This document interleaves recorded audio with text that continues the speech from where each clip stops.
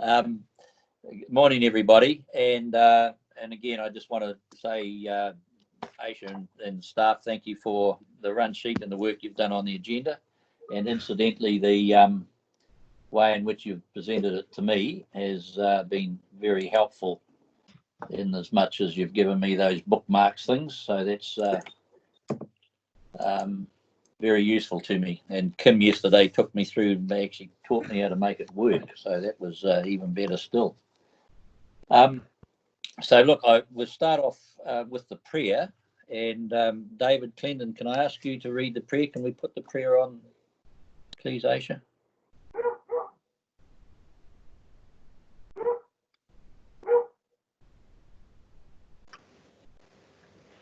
Sorry, could you make that a little bigger?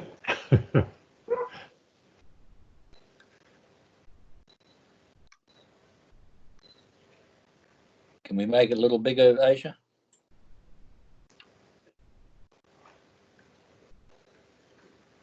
There you go, David. Very good. Kia ora koutou. We ask that through council discussions and decisions, the representatives we have elected may govern the Far North District with imagination, skill and wisdom to achieve a fairer and more united community that enhances the well-being of our district and solves the district's problems efficiently and effectively. Mauri ora. Amen. Thank you, David. Appreciate that. Mauri ora. Okay, the next is apologies and declarations of interest. There are no apologies from elected members, and we'll deal with matters of interest as and if they arrive as we go through the agenda. There are no deputations because of lockdown. So there are two or three things that I want to just bear with me while I get my order paper in order. So I want to make two or three announcements, mayoral announcements first, just to start off. First, I want to just congratulate Councillor Moko for his appointment. And Moko, you're going to have to help me with this pronunciation. Timarata Ropo Wakahari. Have I got that anywhere near right? Almost, Your Worship, but thank you for the congratulations. That's the Te Maruata Ropu Hakahaere. That's what I said. So he's been appointed as a young elected member representative, and I just want to record that and congratulate you. Thank you very much. Thank you. I also want to congratulate Rachel Smith, who's been appointed to the Young Elected Members Local Government New Zealand Advisory Committee. So congratulations also, Rachel, from all of us. And it's great to see that. It's good to have that interaction with our elected members up here. I just want to draw to your attention the issue around the Dome Valley Auckland City Council landfill. It's a matter that they've just given notice of the resource consent application for its establishment. It's been developed on behalf of the Auckland City Council by a fully owned Chinese firm. The Auckland City Council have hired them or contracted them to provide. The issue is that it's got to go through its stages. I think any objections that anybody wishes to make have to be made by the 25th of May, I think it is. The worry that Kaikohe District have is that the landfill, unless it's developed properly, may well cause pollution into the Kaikohe Harbour.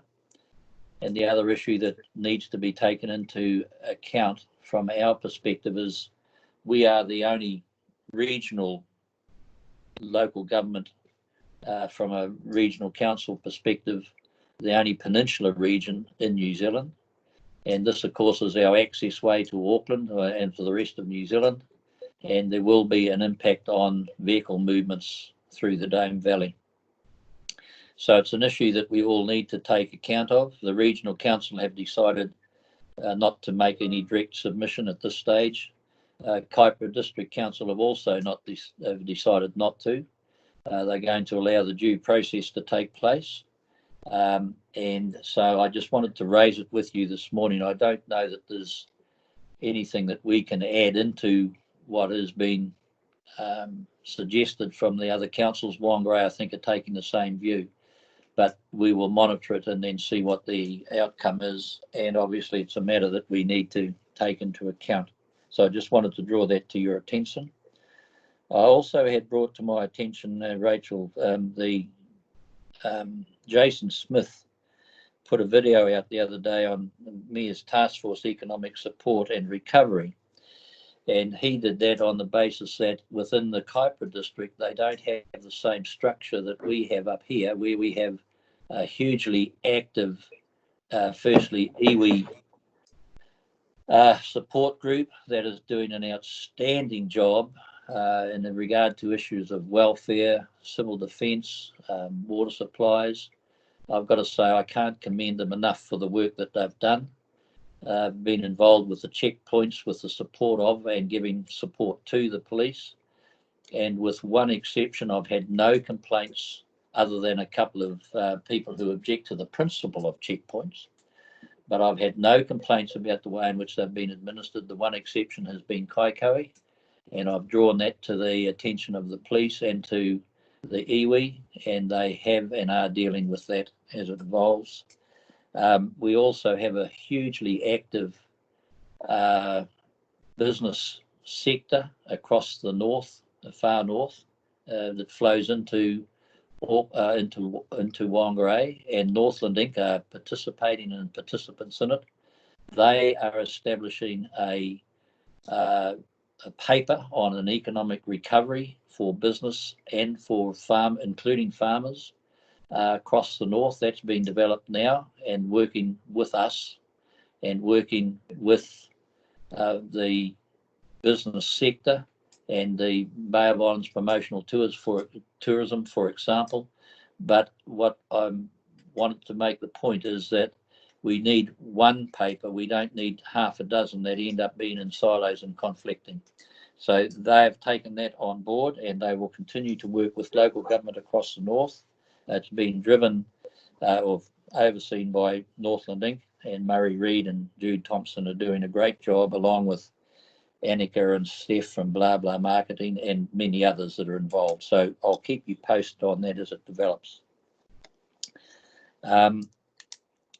We have on the paper today a discussion around the Far North holdings, and we'll leave that till we come to it. I want to tell you also that I had a conference call in the last 2 days about the totra industry in Northland. It's a proposal that's been put up by a group of people originally based in Kaikohe, but now talking across the north, and they're looking to present a paper to the Mayoral Forum. And so I just wanted to draw that to your attention, that the totra industry is looking to establish itself in a way that's positive for Northland. I also want to just advise you, you may have seen this morning the Mayor of Wellington, Andy Foster, on the television talking about recycling and refuge and the problem that they have, which is exactly the same as us.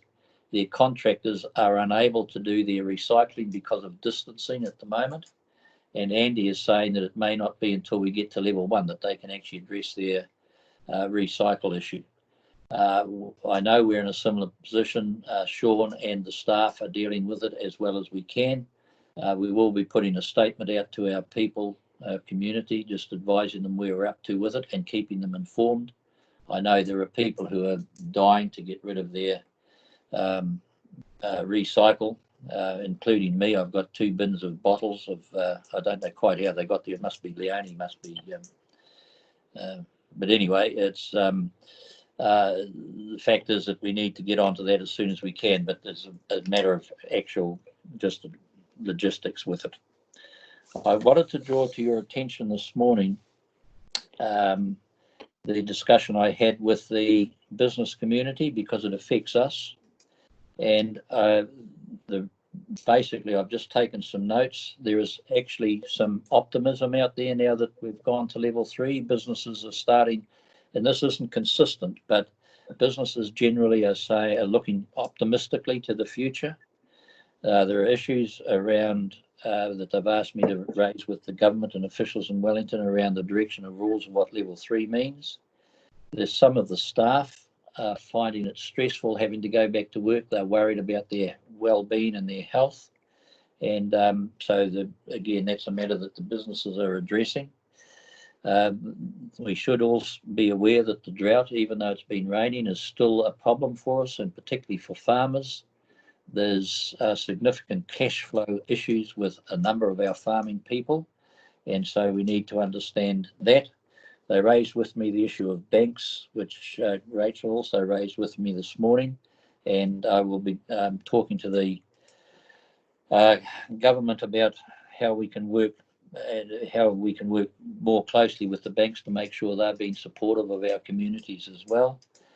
Digital connectivity is a major issue up here, particularly for our young people who are trying to have learning opportunities. Finally, the issue of pastoral care was a matter that's come up. I should tell you that I've responded to a number of individual requests about assistance and help, and have been pleased to be able to do so. We want to also, all of us, there's two things that I would ask you all to do in your capacity. One is do their best to make sure that where we can, we buy local.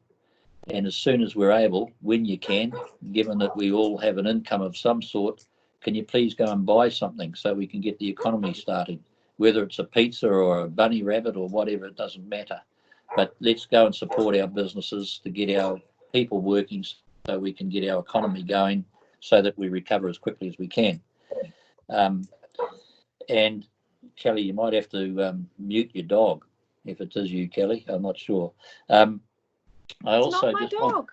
Oh, it's not your dog. Okay, sorry, Kelly. I apologise. Somebody's dog's barking in the background.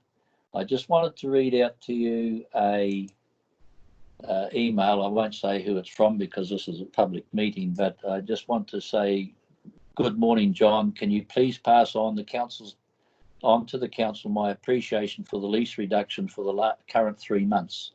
March, April and Easter are key income periods for our industry. So we just haven't been hit. So we haven't just been hit, we've been stopped dead.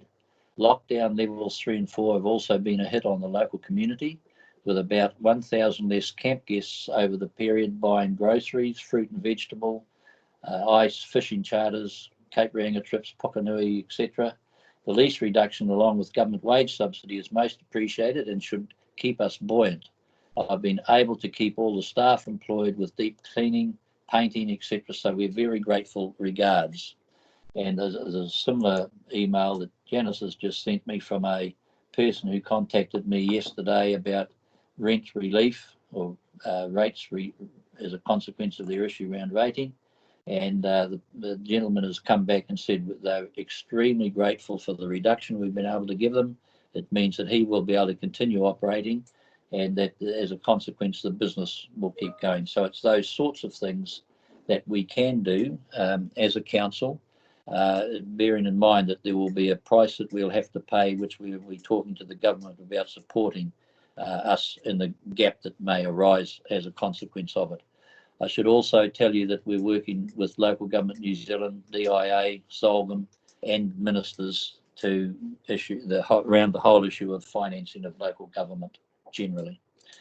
Finally, I just want to remind you that it's Anzac Day is coming up in 2 days' time, and that the Te Hiku Community Board, in conjunction with the RSA, have actually done a video to celebrate Anzac Day or to recognise it. And I would encourage you all, if you can, I think it's 6 o'clock on Saturday morning, to stand by your letterbox with a torch or a candle, just in recognition of, for remembrance. And you can take your radio. There'll be on the news. There'll be various recordings played. So that's all my Mayoral announcements. So thank you all for that. I now want to move on to item 5.1 on our order paper. And if you just bear with me, I'll just bring up the thing on my computer. And so that's the confirmation of the previous minutes, which I'm pleased to move. Do I have a seconder, please? Yeah, I'll second it, John. Thank you, John Vucic. Is there any comments? Any matters that anyone wishes to alter? If not, I'll put the resolution. All in favour, please say aye. Aye. No. Aye. Aye. Right, and I'm sorry, I assume there was no one opposed. In which case, then I'll take it that you all voted for it. But what I will do is read out the list in alphabetical order as we vote from now on. Okay, so those are the minutes. The next thing is we have 6.1 is the Far North Holdings half-year report and statement of intent for us to consider. I'm going to turn the time on this firstly to Anne Court and then secondly to John Vucic. So Anne, would you mind, perhaps we should just move the recommendation, and then I think there may be one or two recommendations to add in or alter. I'll move the recommendation. Do I have a seconder so we can discuss the item? I'll second. Dave Collard, second that. Thank you, Dave. All right, so now the matter's open for discussion. I will pass the meeting to you, Anne, if you start, and then followed by John Vucic, and then we'll take other comments as people wish to do so. Thank you, Your Worship. I've been privileged to be copied into some correspondence from Councillor Smith and Councillor Vucic regarding some proposed amendments that they wish to put forward regarding this item. I'd just like to add my comments. While I don't necessarily disagree with any of the sentiments expressed by Councillor Smith or Councillor Vucic, we need to address some legal niceties in the first instance. Far North Holdings is a board appointed by us to run a company to make money. As shareholders, we can have a conversation, but we cannot instruct them unless via resolution, which needs to follow a statutory process. This is important as it is similar to the way we develop KPIs, for example, for our chief executive, where these are informed by negotiation, not direction. So any suggestion today that we may change the report leaves me feeling a little uncomfortable. Secondly, we have statutory timelines to meet, being 30 of April this year, and we cannot go beyond this date. What we can do, however, is adopt the statement of corporate intent with a provision that we wish to, I beg your pardon, the half-yearly report, with a provision that we wish to set a date yet to be determined, where we can sit around the table and have a conversation with the board about what might need amending in light of alignment with economic outcomes post-COVID-19. We will be in a far better position to be more informed if we tie this over for some months. In closing, I'd just like to say it is regrettable in my view that this report is being presented to us 1 week from the deadline, which leaves us no wriggle room. This is unacceptable in a commercial world and is something that we need to address moving forward. Thank you. Thank you, Anne. John Vucic, can I ask you to comment, please? Yeah, just thank you, Anne, for your comments there. I think you were speaking to two items. So if I'm correct, we are sitting on item 6.1, and then we have the statement of intent. And I'll signal I want to move an amendment to the statement of intent on 6.1, and for some of the reasons that the Council of the Court has outlined. In this 6.2, 6.2, yeah. Yeah, and this one here, we're just accepting the half-year report. I do have one comment, and that is, and that I'll put into the again statement of intent. That it would be a good practice based on some of the things we're facing and the results of the COVID-19 disease, that we look at a quarterly financial and risk report to audit finance and risk. But I'm happy with this recommendation here. So can I suggest that actually, and John's right, that we take item 6.1 because it's actually a matter of just receiving the report. It's probably, if there is to be discussion, it's around 6.2. Has anyone got any objection if I put the 6.1 and then we'll pass a resolution to accept the report round 6.2, and then we can have a discussion? Is that satisfactory to everybody? I just wanted to signal for 6.1. Yes, I'm happy to accept the recommendation, but that we need to hear back from Whānau Holdings on their forecast with the COVID-19 response. Sure. The picture that's painted in this financial report is from end of Feb, I think it was, and that's a totally different picture today, and we need to know what that is as soon as possible, please. So what we can make a note is that Kelly, and you did raise this earlier, is that we can via John Vucic in Audit and Finance ask them to get Far North Holdings to give us an update as rapidly as possible. Yeah, thank you. Yes, All and right. that's the intention. Yes. Okay, well, thank you, Councillor John. Glendon wanted to make a comment, but I'm not sure if it was regarding this item or the next. David, do you want to comment on 6.1? Yeah, just a general comment, which probably is more appropriate for that committee meeting later, but it is in part that it's now, knocking towards the end of April, and we're reading a December 31 position, which has just been pointed out is not ideal. More generally, just as an item for discussion, perhaps at the ARF, it just appears to me to be quite a low return on the value of property that is held by Whānau Holding.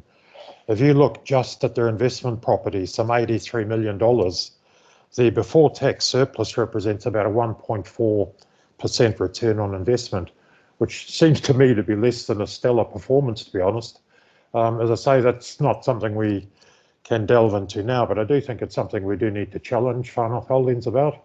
And I'm putting aside the $30-odd million of what they describe as property, plant and equipment assets, just their investment properties, 83 million. That seems to be a remarkably low rate of return, which is something I'd like to inquire into and just get a better feel for. And David, thank you for that point, and I think you're right that it would be appropriate for that to discuss at John Vucic's committee meeting with Far North Holdings. John, if you can make a note of that, please. Should we make it more than a note and add it to the recommendation? Councillor Vucic, or your worship? If I may, through you, Mr. Chair, if I can respond. Sure. I agree with your previous statement that if we look at the quarterly meetings into audit, finance and risk, especially at this time, then we'll have every quarter the details that we actually are having, and that would be a better environment, I believe, to discuss the details that Councillor Glendon has brought up.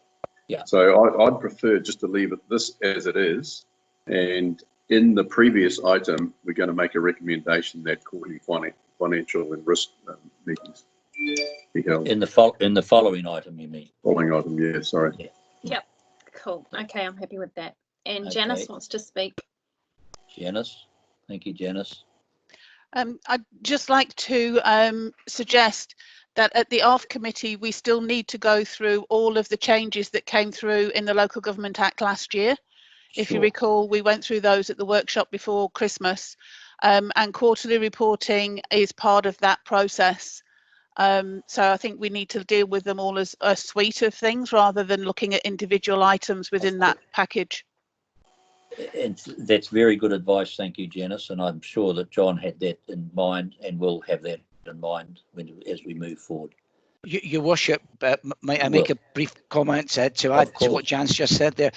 And that's in response to the Deputy Mayor's very correct comments in terms of the lateness of this report and the lack of wriggle room. It is down to the staff in that regard, but I should say that the report was prepared some weeks ago, and we had a choice to make about whether to take it to the last council meeting or not.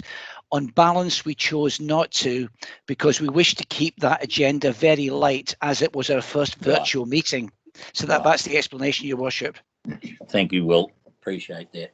And again, I'm sure we're all aware that it's extraordinary times, so thank you. All right, is there any other discussion? Otherwise, I'll put the resolution. Okay, all right, I'll move, the resolution's been moved and seconded.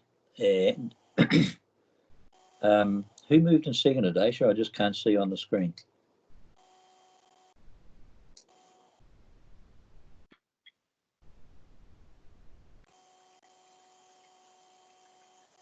Yourself and Councillor Clendon. All right, thank you. Okay, Councillor Collard. Collard, yes. Yeah, thank you. Sorry. All right, so I'll put the resolution. All in favour, please say aye. Aye. Oh, sorry, Aye. I'll take you one at a time. Sorry, I beg your pardon. I'll Quicker get to used to just this. get the nose. I concur with that, please, Kelly's statement. Okay, so is there any objection to us putting the resolution? Anyone wants to vote against? If not, I'll assume that everybody's voted in favour. So Might the need motion, to check abstinences, perhaps, Aisha. Any abstains? It sounds like a good methodology, by the way, to do it that way around, but those against and then those abstaining, if I could suggest, John. Is there any abstention? Your Worship, Yes, Rachel. I was just going to oppose the concept of only recording the noes for transparency in terms of public acknowledgement. I would prefer to take it by division. Okay, all right, let's do that I'm then. not saying don't take it by division. I'm just saying get the no's and then you can put all the yeses in the other column. Let's just get, okay, so the system will be, we will go through, as I did say at the beginning, alphabetically. Councillor Court. Aye, Your Worship. Councillor Clendon. Aye. Councillor Collard. Aye. Councillor Foy. Aye. Councillor Radich.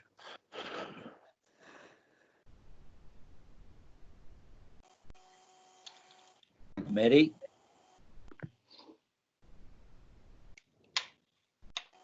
Hello, Maddie's gone off here.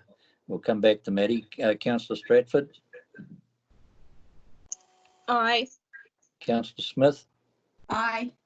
Councillor Tepanier. Aye. Councillor Vucic. Aye, and we have to do it this way, John. As you just saw, we don't know if people disappear. That's right. Matty, are you still on? Can you hear me? Now I can. Can yes. you hear me? Just yeah. Now we can, yeah, Matty. No. How are you voting on yes. this? Yes or no? Yes. Yes. Yes, thank you. Thank you very much. Okay, so it's carried unanimously. Thank you very much. We will go on to... Sorry, Your Worship, was your vote in favour as well? Yeah, oh yes, of course. We will, I'm just going to chuck my phone out the door. We will, thank you. We will now go to item 6.2. And I'll signal, Mr. Mayor, that I want to move amendment to this if we move it as it is there, or Yes. we can move it with the amendment, but as a new resolution. So I'll take Aisha's advice or staff's advice on which way to proceed here. What I'll suggest, John, is I'm going to move the recommendation so we can discuss it. If I can get someone to second that, please, and then we will go. Thank you. That's you, Matty, wasn't it? Yep, I'll second it. Yep, thank you. Right, so it's moved and seconded. John, we'll come to you. I know you've got an amendment you wish to propose, and thank you for giving us notice of that. And you've been discussing this with Will and Janice, as I understand it. So perhaps it would be appropriate for you to take the floor and give us your comments, please. Yeah, my comments and the reason I'm signaling and the amendment. Okay. My amendment is I'm actually recommending that Far North Holdings Limited begin quarterly financial and risk reporting to the Audit, Finance and Risk Committee. And the reason for that is, if we've already heard some reasons, but the other reasons, if we look at points 1, 2 and 4, and 1 says the purchase of any business needs to have prior approval of the shareholders, and 2, the delivery of strategic objectives must align to the council's objectives and the 4 well-beings, and 4, the purchase of shares should require prior approval to the shareholder.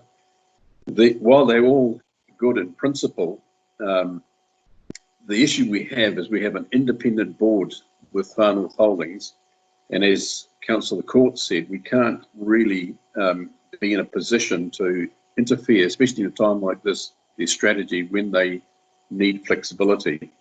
So I would recommend that we strike out, in part of that recommendation, that we strike out 1, 2 and 4, and as I worded before, so we strike out 1, 2 and 4, and then in its place put the recommendation that we have quarterly meetings, because when I look at this, I think the drivers by the staff recommending it is around risk to council, and by having those quarterly reports we cover that risk, but we do not hamstring Far North Holdings.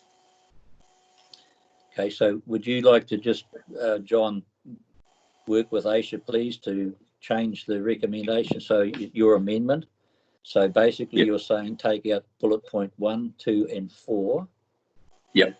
Can you just delete those, please, Aisha? I think Aisha will need to copy the whole lot and then create an amendment which includes it all. So there we've got those crossed out, and then add in your wording, John, if you would, please. Yep. Be struck out. That's right. Recommend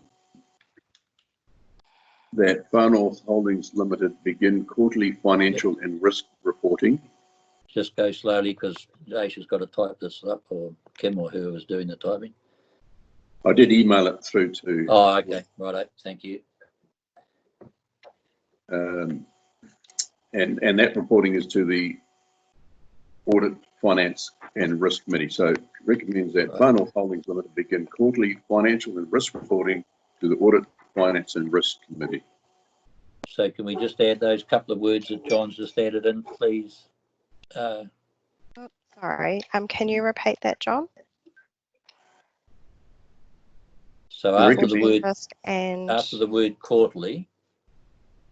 After the word, so recommends that Far North Holdings Limited begin quarterly financial and risk reporting to the Audit, Finance and Risk Committee. To the Assurance, Risk and Finance Committee. Yeah, Assurance, Risk and Finance, yeah, change. Okay, thank you, John. So that's moved by you. Yeah, I'll second that, John. Thank you, Matty. The floor is open for others who may wish to make comment on the amendment. For comment. And Councillor Clendon. Can I go? Yeah, Vucic and after Councillor Clendon. Yeah, so Vucic and Radic have moved and seconded. Matty, did you want to make any comment, or you're just happy to be the seconder? Okay, so well, David Clendon. Oh, sorry, Matty, I beg your pardon. The floor is yours. All I can say about Far North Holdings, they're under good leadership of Andy Knock. You know, he's put a lot of money into the Far North District Council through his leadership, and yep, that's all I can say. Thank you, Matty. Appreciate those comments. Can we go to David Clendon next, please? Yeah, thank you. I guess my concerns are under the heading of strategic direction on page 35. Far North commits to be aware of and, where appropriate, seek to align itself with FNDC vision, mission, etc. I think that's extraordinarily weak language. We are the sole share. This is effectively our business, and why I don't want us to meddle in their business operation. I do think there needs to be much stronger direction about the organisation, about Far North Holdings having not only responsibility to return an economic return, but also to seek to fulfil our social and environmental outcomes.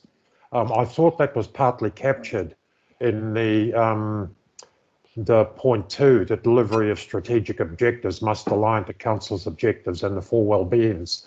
I'd be very keen to keep that in, because I think it does sort of encompass. We don't just want, well, in my view anyway, we don't just want a business that is solely focused only on a commercial return. We want them to be thinking about social procurement, about a good environmental outcome, about good social outcomes as well, that associate with all of their business activities. And I think businesses that set out to do that, it's a bit of a cliche, but businesses that seek to do well also end up doing good. And I think they should be doing both of those things. So I'd like to see some stronger language about that. Okay. Right, thank you, Councillor Clendon. I've got Councillor Stratford next, I think it is. Is that correct? Councillor Smith. Councillor Rachel. Councillor Smith was for me, but okay, Rachel, if you would speak, please. Thank you, Your Worship. I would like to signal that I am in support of Councillor Clendon's comments. I support the recommendation put forward by Councillor Vucic to remove points 1 and 4. I recognise his reasonings there, but I feel strongly that point 2 needs to remain. We do firmly have an obligation to the Local Government Act, and more importantly to the wellbeing, and I feel that we need to reflect that through any CCTO or CCO that we may have under our organisation. At this point, I do want to signal that I have submitted further amendments, and I'd look to you, Your Worship, for your guidance as to whether I should be proposing those now under standing orders. So Rachel, just to reply to that, you're welcome to. My thoughts were that you're probably better to raise those when this matter becomes up at the Audit and Finance Committee, but it's entirely up to you if you wish to put your amendments at the council meeting. So it's your call. Thank you, Your Worship. Perhaps I'll take the approach that I'll speak to my proposed amendments and put it to the democratic process.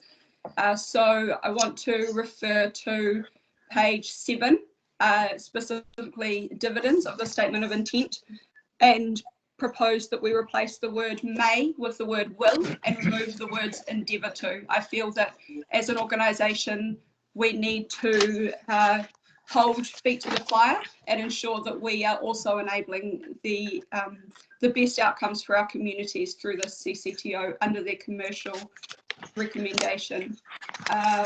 Page 7, under share redemption, I do hold some concerns around the indication of disposing of the piece of land in Ngāwha, taking into consideration the strategic approach that we're taking to water storage.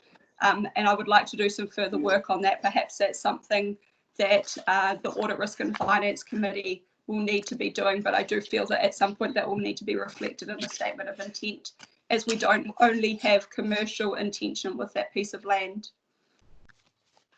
Page 8, reporting to shareholders. I agree with Councillor Vucic's points around quarterly reporting to the Audit, Risk and Finance Committee, and I think that there needs to be more strength in that reporting in terms of their obligation to community board engagement and ensuring that we have oversight on that. I would like to fully support the recommendation from Will's team around the acquisition of shares and requiring permission in that space.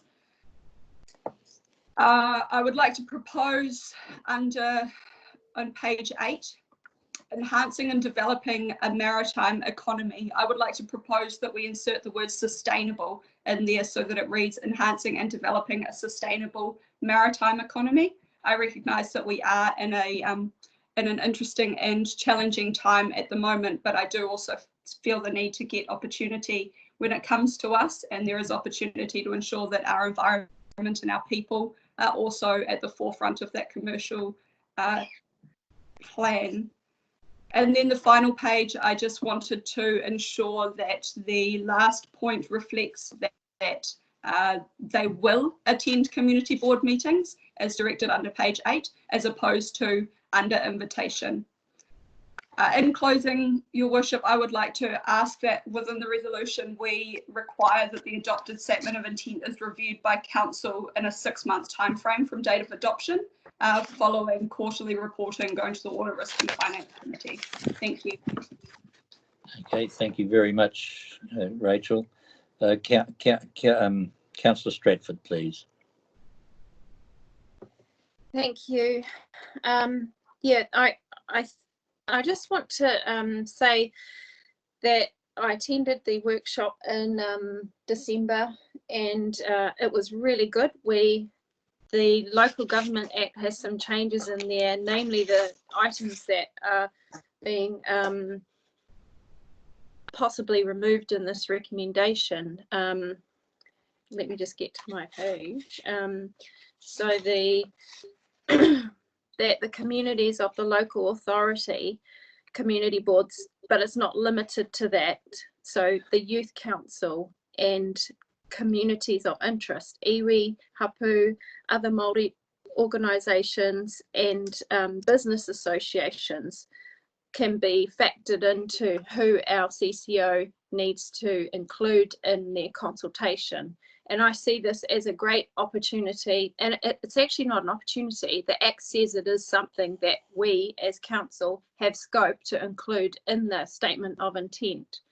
So I feel strongly that that point 1 that is being proposed to be removed needs to stay in there. And I sent through some alterations, but I'll just get to my document.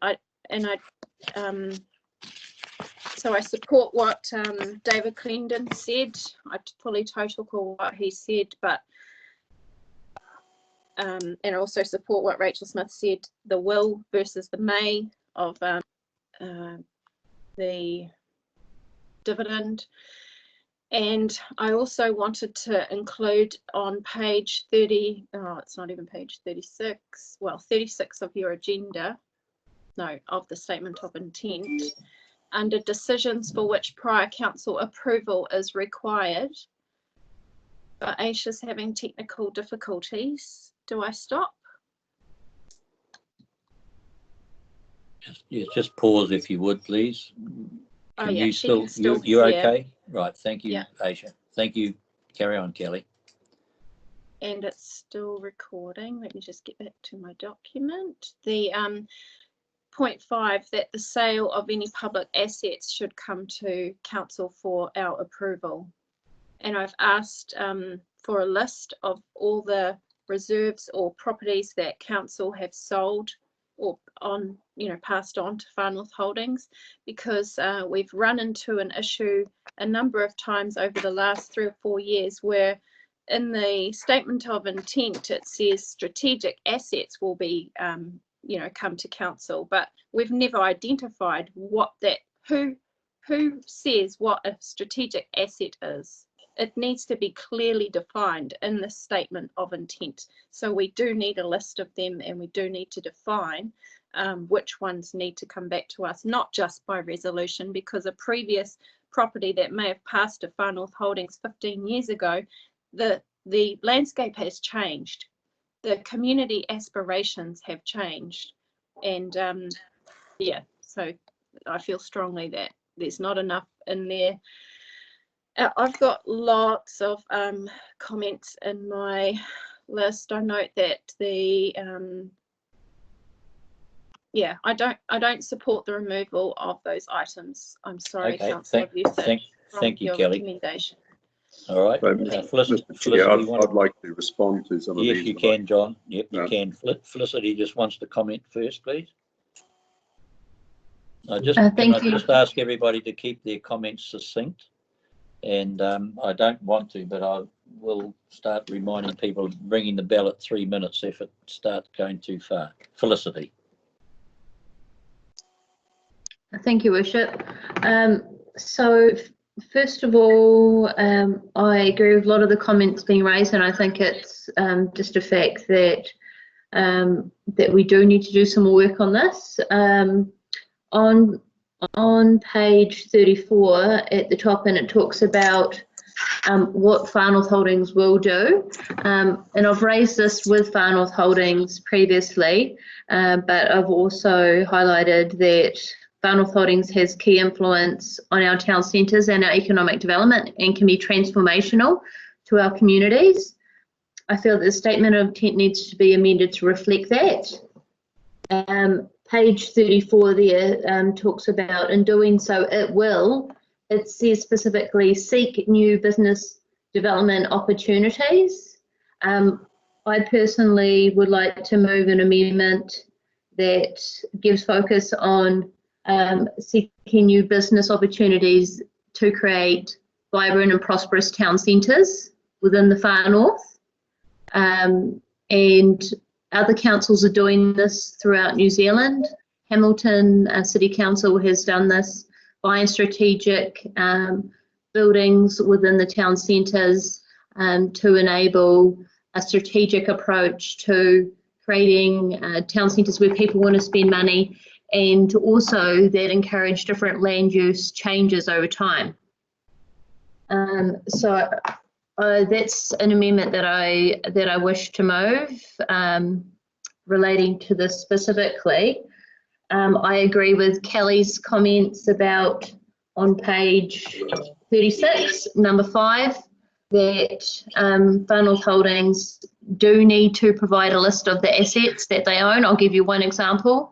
Kaikohe large parking area, and they built a Ministry of Education building on it. The public had a perception that was a council car park, and they removed 60 car parks without talking to the community board. And then now that's had a backlash to council and the community board because we didn't get a say whatsoever.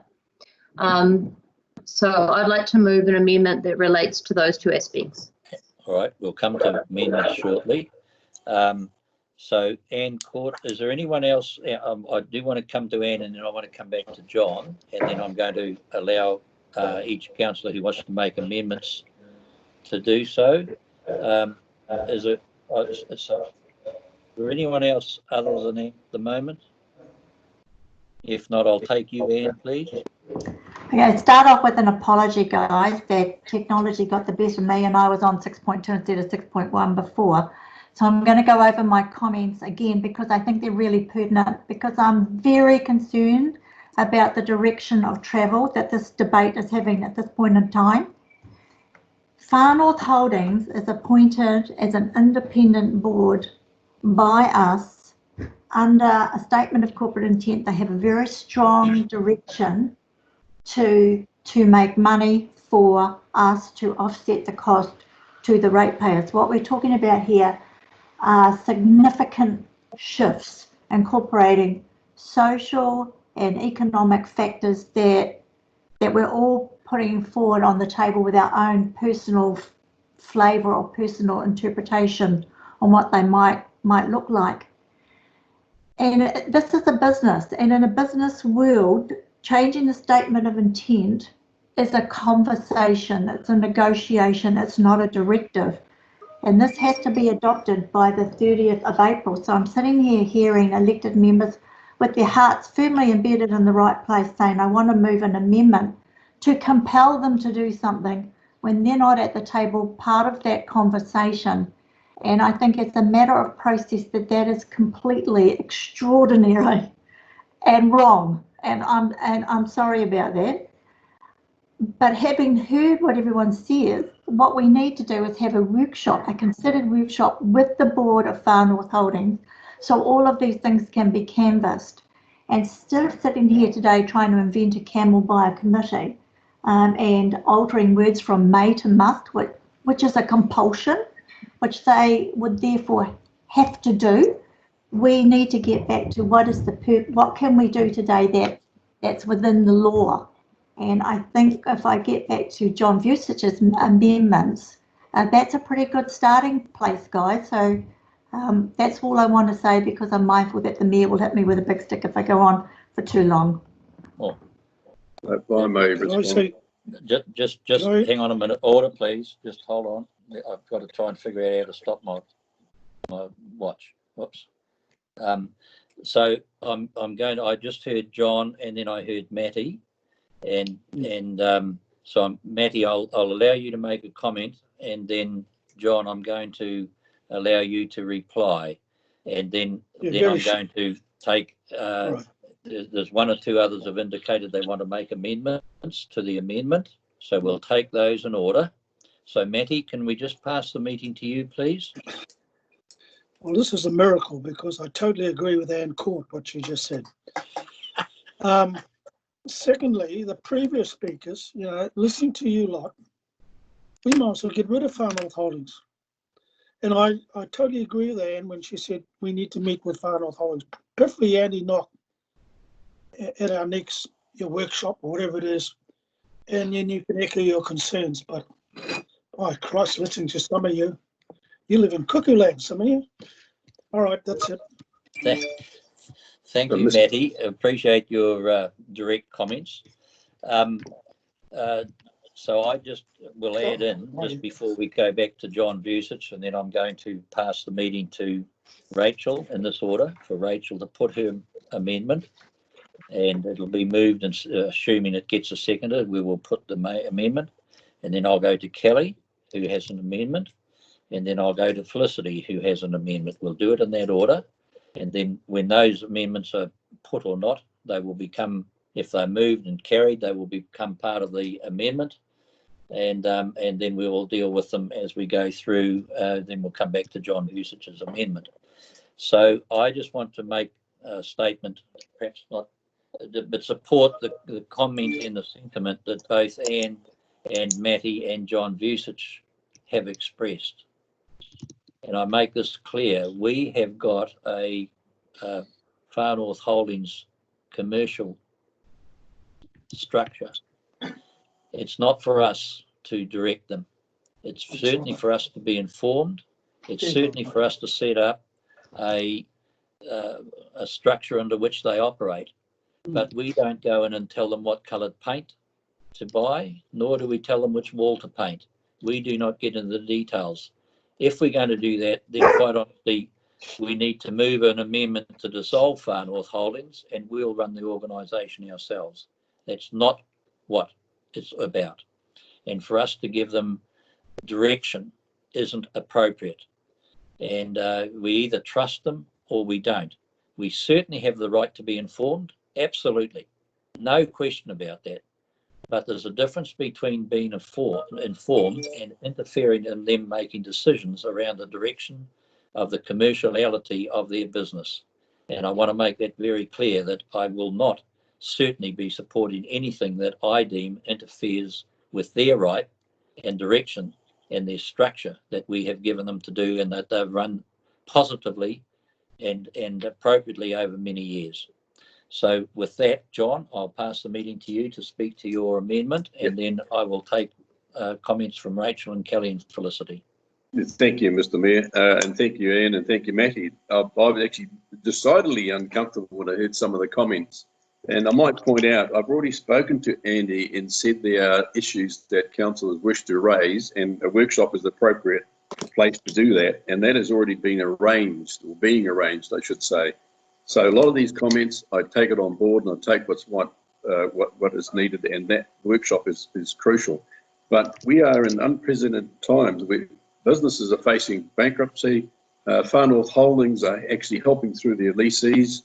We're looking at potentially mass employment, and this is an organisation set up to make money, and we just simply cannot do what we actually are proposing in some of these things. And it's totally inappropriate, I might add, to us to overrule a separate board which is running a business on our behalf. So I'm, I would. That's the amendments I put in place. Is to, as Councillor Court said, this is a first good step. We recognise there are issues, and let's deal with those. But right now, let this business function. They are not a social enterprise. They were set up for business, but they are doing good social work, as you'll notice, and that's why, Mr. Clendon, some of the return on investment is actually low. But at this time, it'll be really inappropriate to hinder them in helping with this recovery. So right now, I would stick with my amendment, and I will not support many of those other comments made, but I'm very much in support of having a workshop and discussing it. For the delivery of, there's other ways of achieving that delivery. And one way to do that is looking at other options and other assistance with other councillors and maybe even a separate CCO. But right now, this is where this is the issue we've got on the table, and we have to keep them functioning, and they are giving relief to their customers as we speak. So I'm a bit pulled up actually. I'm so excited. I should have been speaking before on this matter, but so I will not support some of those amendments for those reasons. We will kill the company if we do. Okay, thank you very much. Appreciate those comments from everybody. Rachel will come, or David, did you want to move an amendment or not? David Clinton? Well, actually, just a point of order, Mr. Chair, Mr. Mayor. Yes. Janice Smith has put a note on the chat, which may change people. I mean, she's clarified actually what we're doing here today. To quote her, for reference, the resolution is to provide feedback to Far North Holdings, not adopt a statement of intent. Once feedback has been determined, discussions can commence on what might change. So that seems to me to be inviting us to put ideas on the table. And I do stand by some of my comments I made earlier, and I'd like to hear Far North Holdings' response to them. So I think the idea of a workshop sooner rather than later might be the most appropriate outcome. It doesn't render unimportant the nature of the resolution we pass. But I do think, well, for me anyway, that's certainly, I understood we were actually signing off on this thing, but it seems that we're not. Okay. Janice, would you just care to clarify that, please? Absolutely. The Local Government Act requires the shareholder to give feedback to the CCTO by the 30th of April for them to then consider what may or may not change in the statement of intent and bring that back to council for adoption by the 30th of June. So we have time between the end of April and the end of June to have the workshop that has been suggested to go through these suggestions in the paper. They are just suggestions. They are things that staff have identified as potential discussion points, if you like, between the end of April and the end of June. Okay, thank you, Janice. That's very helpful, and I'm sure it will assist people in making their decisions and how they vote. And I too would absolutely support the fact that we have a workshop. I think it's in John Vucic, I think, is suggesting we do so, and well done. So can we now, Rachel, come to you, please, bearing in mind that, as Janice has said, we're merely giving a comment back to the Far North Holdings, firstly, and secondly, we will be having a workshop to discuss issues, some of which have been raised today, and no doubt there will be others. Can we bear that in mind when we move any amendments that we do, please? Rachel. Absolutely. Thank you, Your Worship. I would just like to reiterate that I feel very strongly that point 2 needs to remain in the recommendation. I also really, of all the points that I've raised, the one that I feel very strongly about is the dividend. In my opinion, the way that that reads is that we are giving Far North Holdings the option to return a commercial dividend, and I don't support that. Could you please put your amendment? To move an amendment that the paragraph on page 38 of our agenda, so I believe that that is page 7 of their statement of intent under dividends, the shareholder will require Far North Holdings to pay a dividend of 50%, so forth and so forth. And then for the following years, the company will pay the following minimum amounts. That is my proposed amendment, Your Worship. Thank you. Okay, thank you. So there's an amendment to the amendment. Is there a seconder for that amendment, please? And Aisha, can we just pop that up on the screen, please?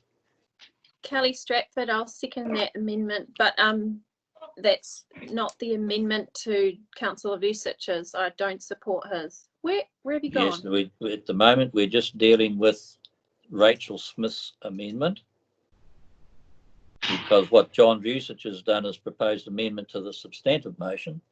And so there's now further amendments which we will deal with. So it's moved and seconded.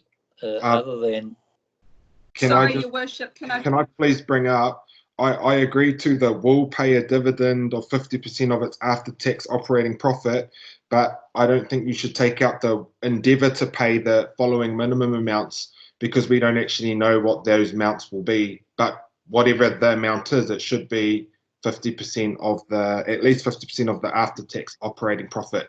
But I don't think you can take out the endeavour part for the actual amounts, especially after COVID-19, and we don't actually know what's going on in that space. Thank you, Paul, and that's a very good point. I just remind people that part of, and you're probably well aware, that what Far North Holdings have done, and you have been told this, is ensuring that there is rent relief for many of their people that occupy their buildings so that they can survive financially. So, so we've got a move and a seconder to the motion that we provide. Sorry, Your Worship, can I just speak very quickly and no, can you just reiterate that point 2, I requested that point 2 remain in my amendment, and I would like to support the point that Councillor Tepanea has made in the interest of time for that amendment. Okay. All right, so are you satisfied with the wording that we have here on the screen? If I can speak to that, clarity just on hang that. on, John. Hang on, John. Order, John. Rachel, is that wording what you wish to move as an amendment? I am satisfied that the final part of that sentence, and remove the words endeavour to, can be taken off. And now that Aisha's added in point 2, yes. So that second point is finished at the word will. Okay, Aisha, can you just change that, please? Apologies, I did drop out of the call, so my system's just a bit slow. Right. Right, so it's moved and seconded. It's been discussed. John, do you want to add anything new to the proposal, to the amendment?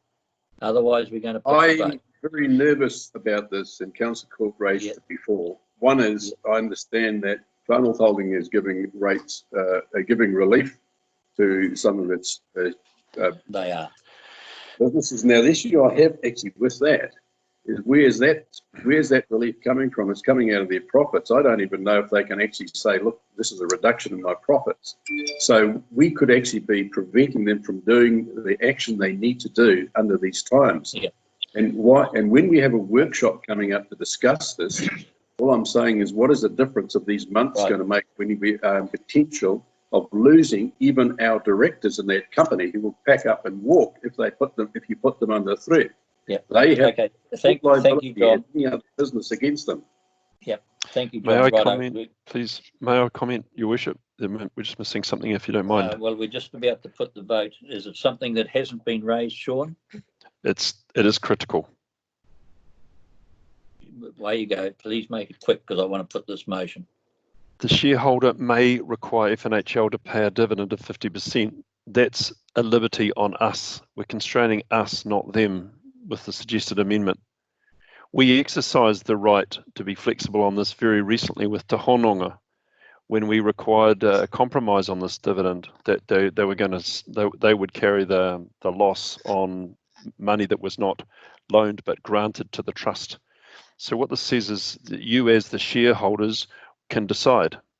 And just about every time so far you have decided that it's a 50%, but you have entirely within your right to vary that however you like. So what we're doing here is hamstringing ourselves, not them. If that's what you intend, then I'm sure that's fine.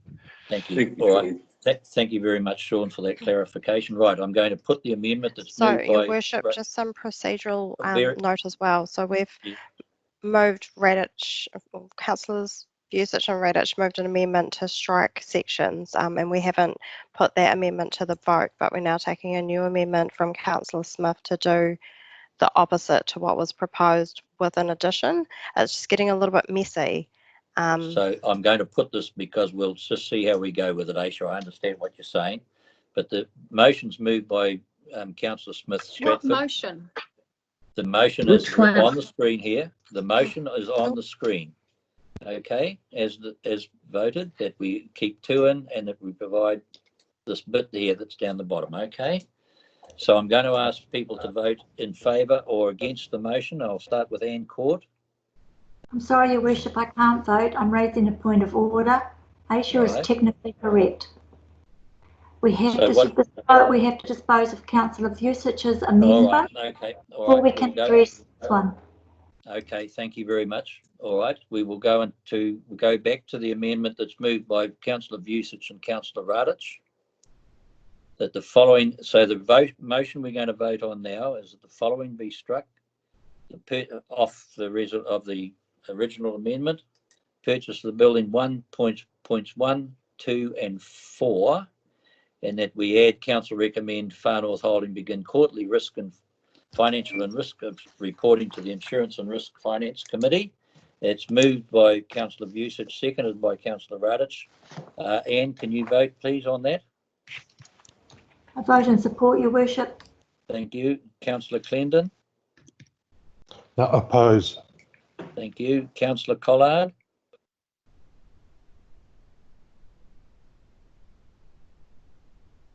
Councillor Collard? I vote for it. Thank you. Councillor Foy? Your Worship, it's the whole thing. I agree with the latter part of it, but it's all one motion, therefore I vote against it. But thank you. Don't need to make comment, just vote one way. Marty, Councillor Radich?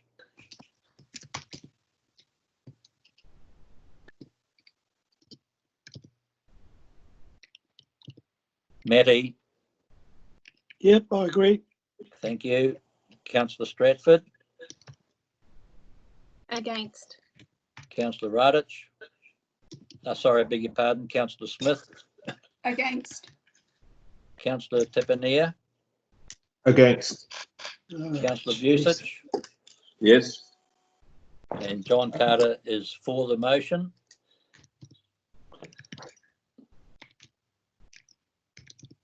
Okay, so I will declare the motion as carried. Yeah. Okay, so now we will go to amendment from Councillor Smith. Can you please put your amendment, Rachel? Point of order. Well, actually not a point of order, but just a reminder, you can't, something that's passed, you can't negate. That's correct. So Councillor Smith, I think you had a extra bit in. You can't now move that we take out the bit that we've just voted to keep in, or sorry, you can't put in the bit that you just voted to take out. But if there's a further amendment, Rachel, you wish to make, please do so.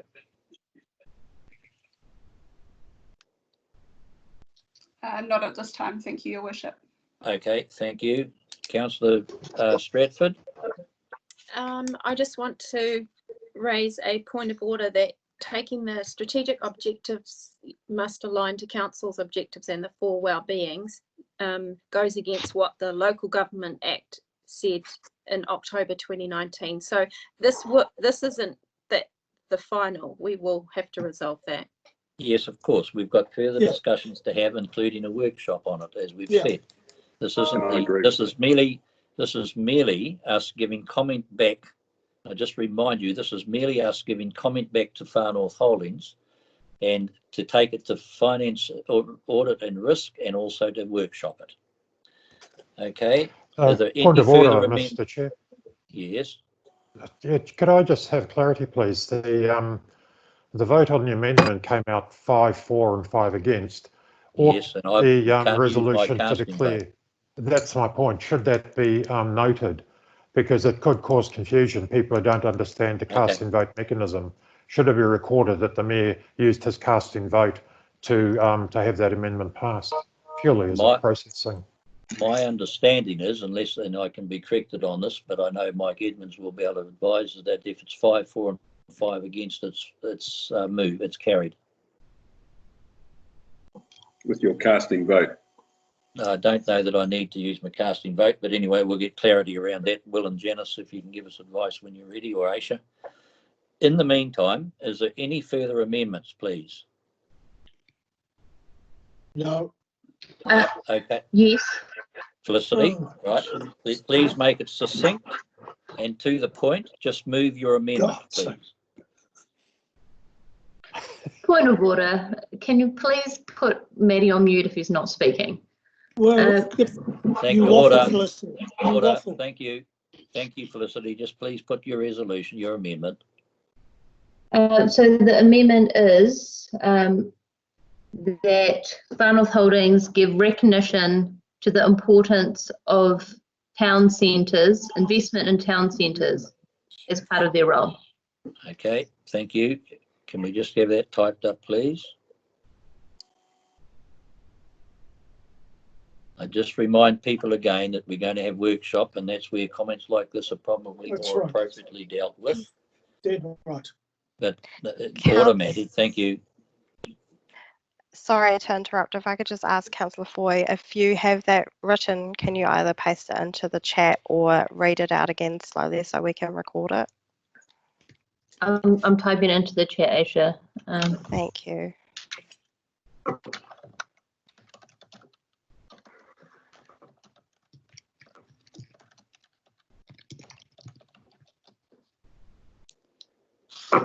So just on the previous one, His Worship the Mayor does have the casting vote at these meetings and a deliberative vote. So if the vote is tied, he will need to exercise his casting vote. Okay, in which case I did so. So we can record that that was the case. You can record it, yes, please. Thank you. It's a pleasure. Happy to be useful from time to time.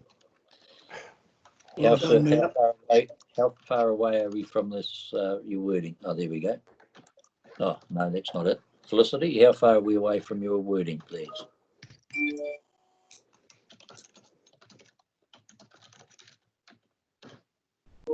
I've put it in the chat, Your Worship. She just needs to copy and paste it into the text of the. Thank you, Felicity. Motion. All right, is there a seconder to Felicity's amendment?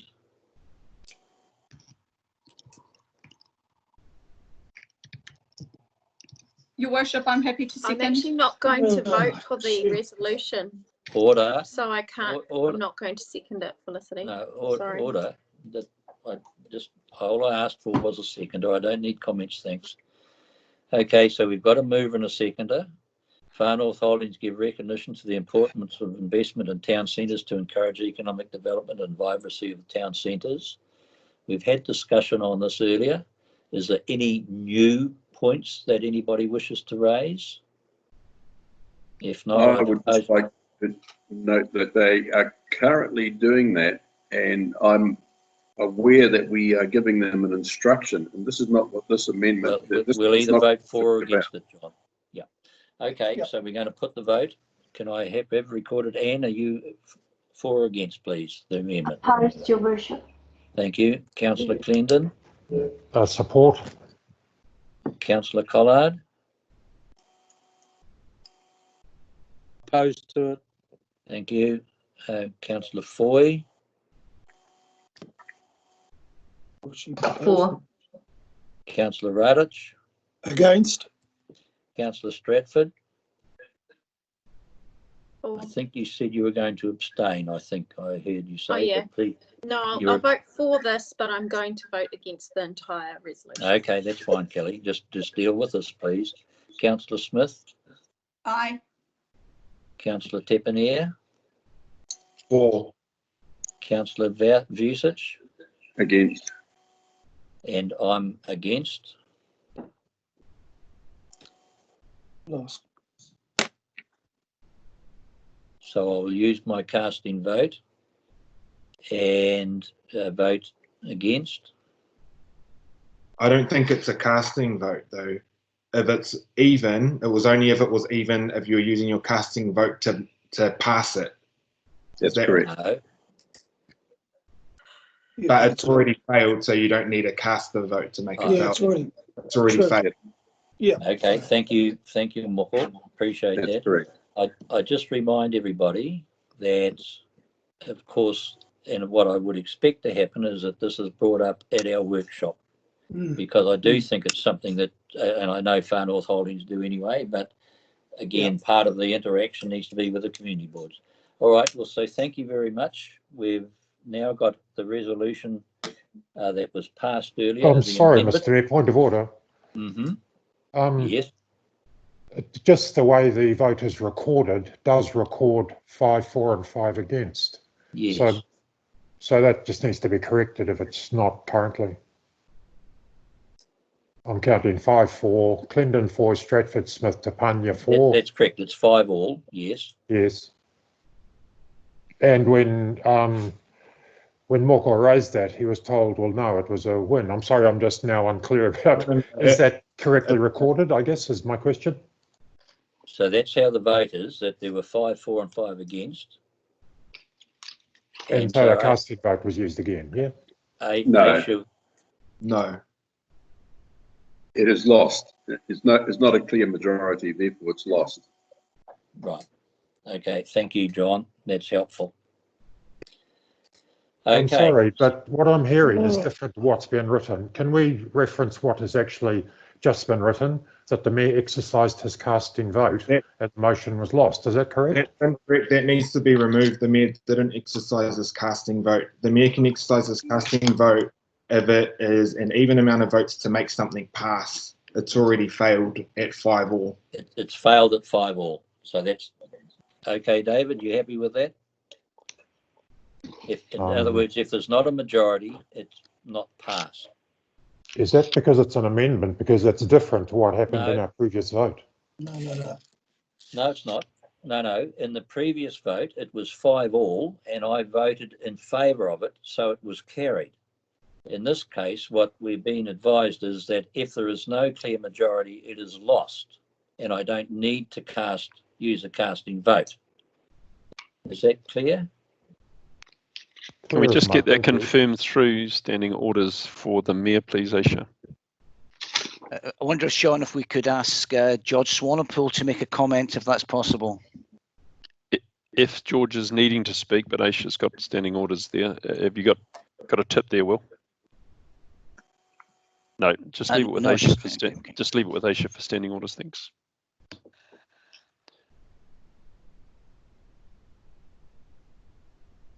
Aisha, it's 18 of the standing orders is voting.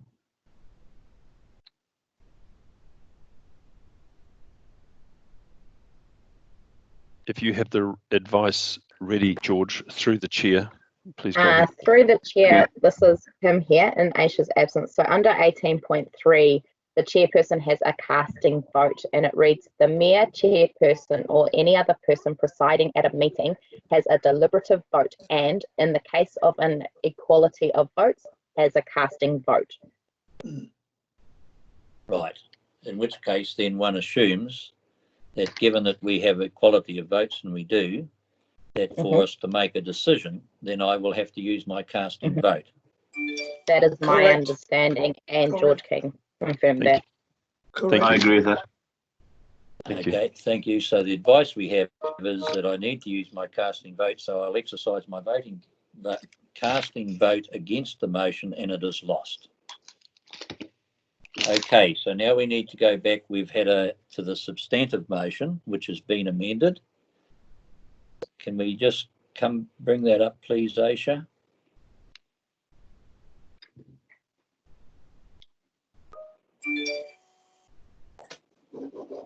Or Kim, whoever's there.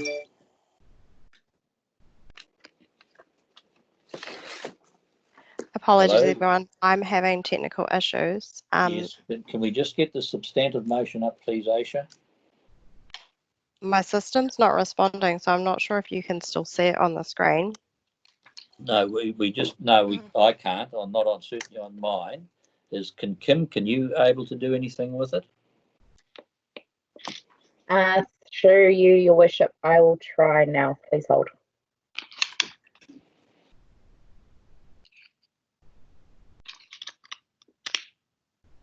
So basically, the substantive motion is going to be, the original motion is going to be as it was, with 1, 2, and 4 taken out. I wonder whether that just changed. And the request for quarterly meeting. And in addition, John, as you put in with the quarterly meetings, yes.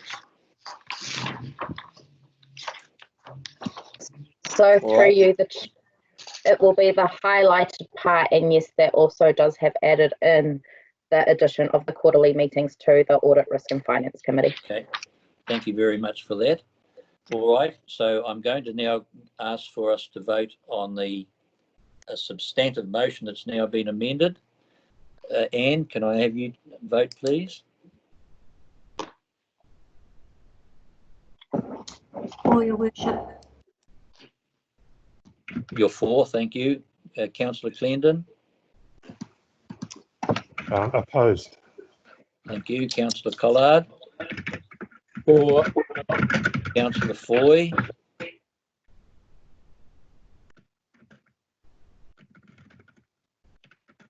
Hello, Felicity. Has the rain got you? Oh, sorry, for. Thank you. Councillor Radich? For. Councillor Stratford? Against. Councillor Smith? Against. Councillor Tepanier? Against. Councillor Vucic? For. And I'll vote for as well. So the majority has voted in favour. So that will be referred back now to Far North Holdings and also go to Audit and Risk, and John Vucic will organise a workshop. Thank you all very much for your participation in that. Much appreciated. I'm just wondering, shall we have is everybody in a mood just to have a 5-minute break, or do you want to carry on to the next item, which is Te Ahu Sports? Yeah, carry on. Carry on? Mr. Mayor. Okay, Yeah. all right. Happy to do that. So I'm going to, so the next item is Te Ahu Sports.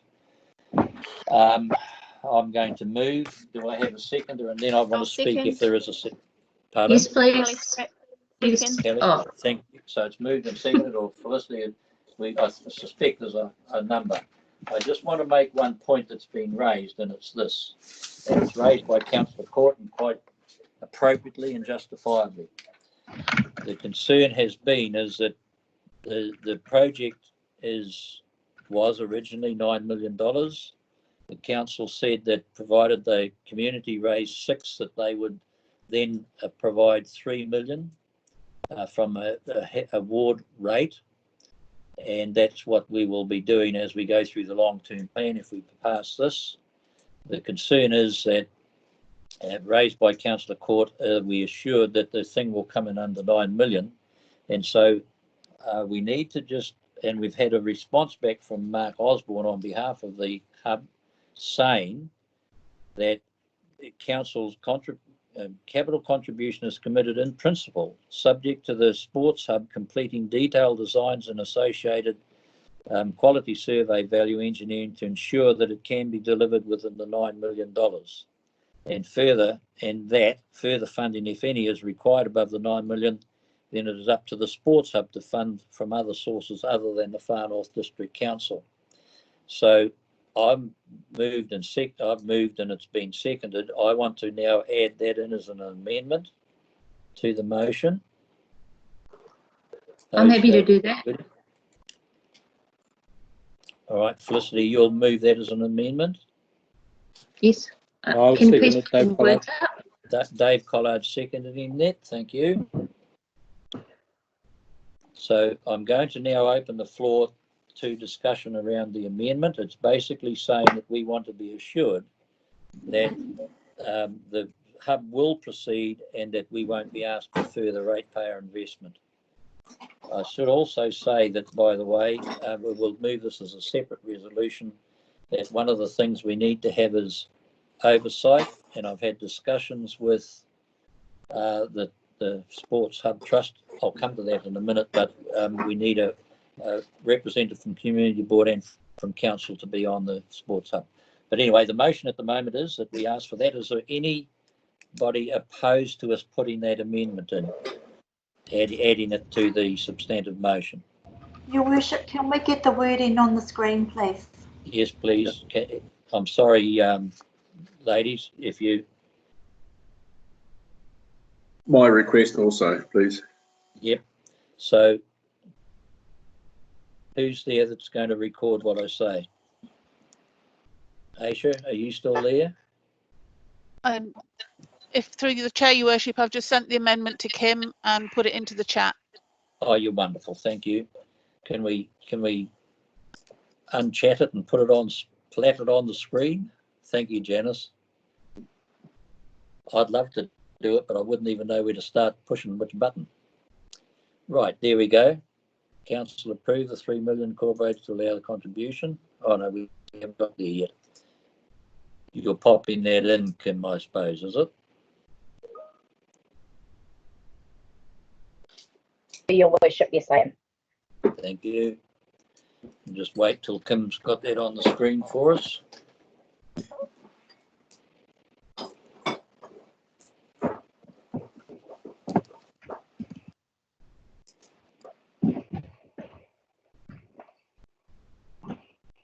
That's D, isn't it? It'll become D, yes, A, B, C, D. And then the points 1 and 2 of D.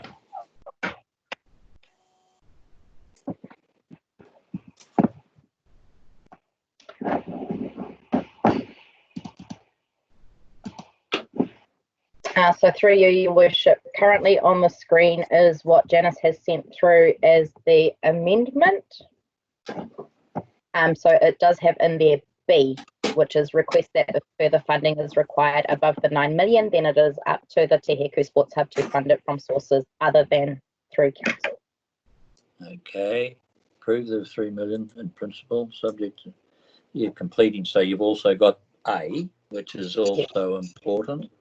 So it's actually asking them to do two things. One is to make sure that it is 9 million, or if it isn't, that they will fund it other than through council. Okay, so that's what's been moved and seconded. Councillor Court, you can read that now. Thank you, Your Worship. That captures my concerns beautifully. I'm sure it did. Thank you. So can I ask us all to vote now, Councillor Court? This is on the amendment to the. We'll come back to the substantive because I want to add one more piece in about having council representatives on the sports hub. So, Councillor Court. In favour, Your Worship. Thank you, Councillor Clendon. I support. Thank you, Councillor Collard. Support it. Councillor Foy. Support. Councillor Radich.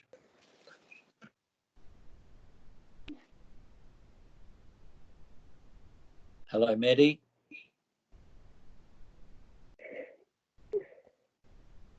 Can you hear me? And now I can. Yes. How are you voting, No, Maddie? totally against. Thank you. Bradford. For. Councillor Smith. For. Councillor Tepanier.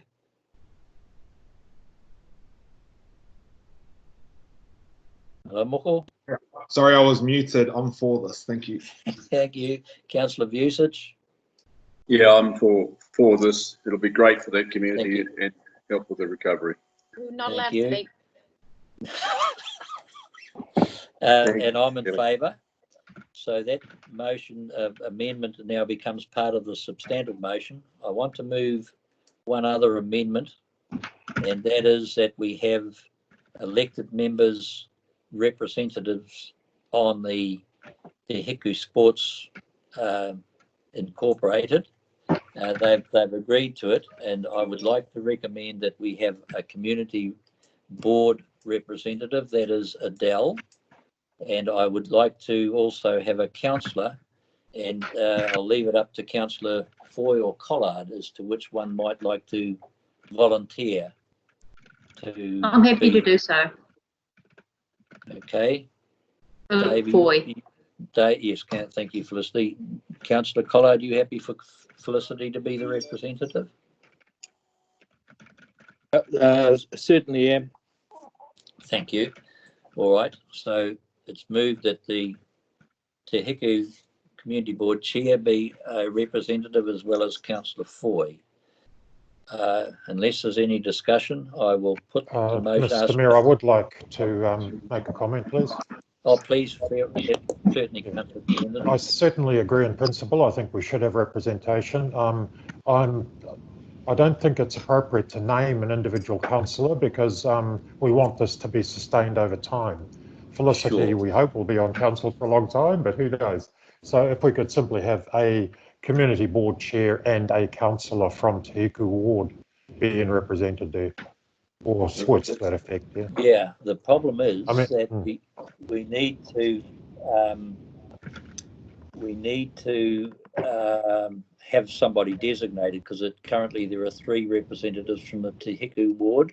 That would be clear. This would mean that the 3 of them would have to have a fight at the door going in.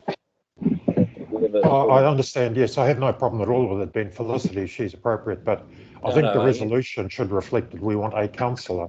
Separately, we can assign that task to Felicity, I would have thought. Okay, well, perhaps if we do that wording as you've got it there, and then I can discuss it with the community, with the council representatives, and make the nomination. Is that which does happen? It's the role of the mayor from time to time to make the appointment.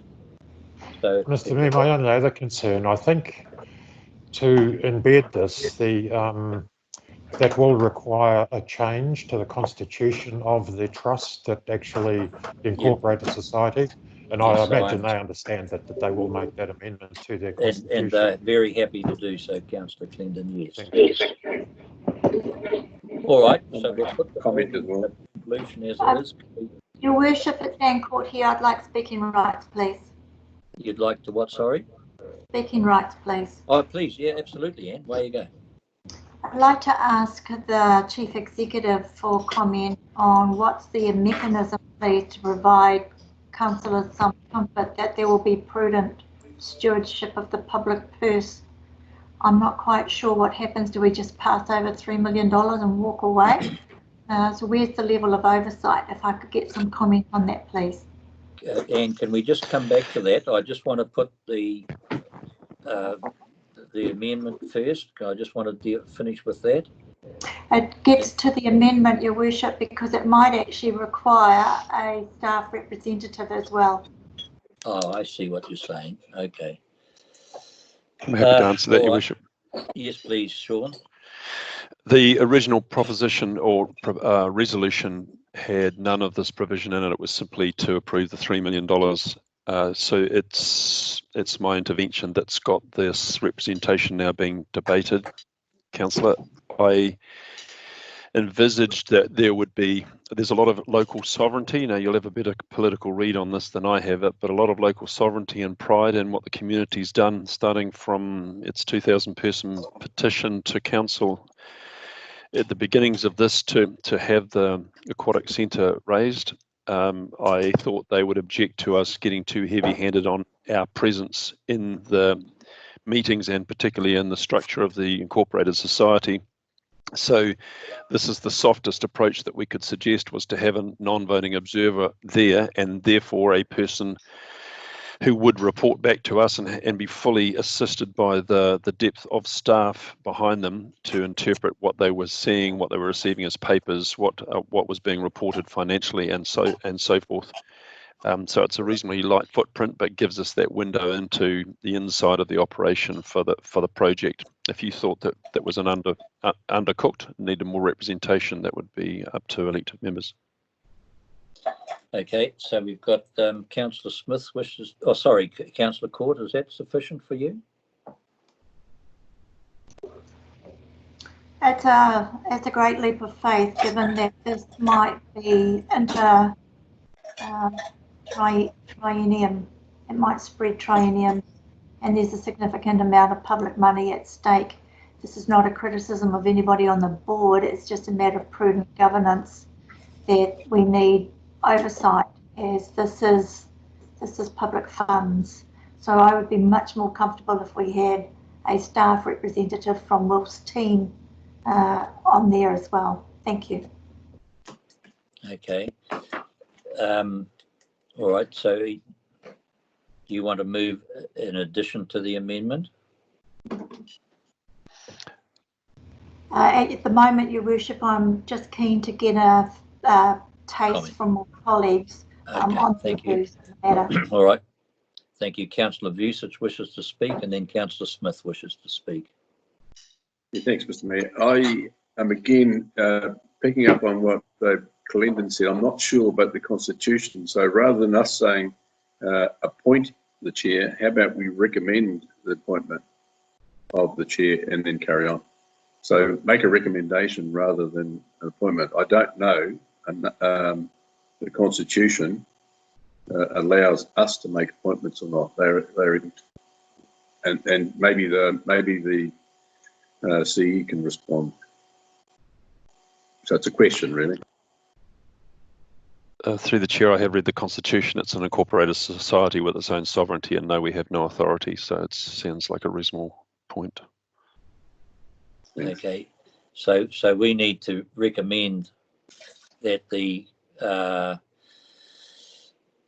Heku Sports Club Incorporated, on our recommendation, appoint a Te Heku board member, a community board member, and a councillor from Te Heku ward.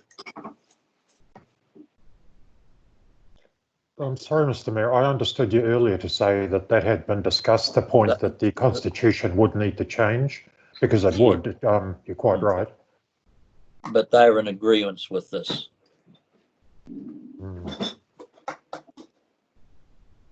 Okay. And then should the resolution suggest or recommend that they change their Constitution to enable the inclusion of a community board and a councillor on their board? Yeah. Yep. That would cover it. Okay. If you just add that word in. Request that the Te Heku Sports point change their constitution. Are they not called the Te Heku Sports Hub, not club? Yes, I think you're right, Dave. Thank you. Okay. All right. So. And then they're in agreement with that, of course. All right, so we'll now, Councillor Smith wants to also speak. Thank you, Your Worship. I just wanted to support Councillor Court's comments in regards to ensuring that we have operational expertise to assist the community in this process. Observation of setups similar to this in the past have really struggled in that point, and I would fully support ensuring that they have the right expertise to support them through quite a substantial process. Okay, so we're adding in here approve the addition of a non-voting observer role as part of public access agreement. That would cover it. That will allow then Will to or some staff member to attend. Okay. All right, so there's the resolution. I'm now going to ask people to vote. Sorry, Mr. Mayor, I just think they're just being pedantic perhaps, but the Te Heku Sports Club board, I think, rather than committee, because I'm pretty sure it is a board that manages the trust. Okay, we'll check that out and add that in. I'm just not sure, but yeah. Okay, thank you very much.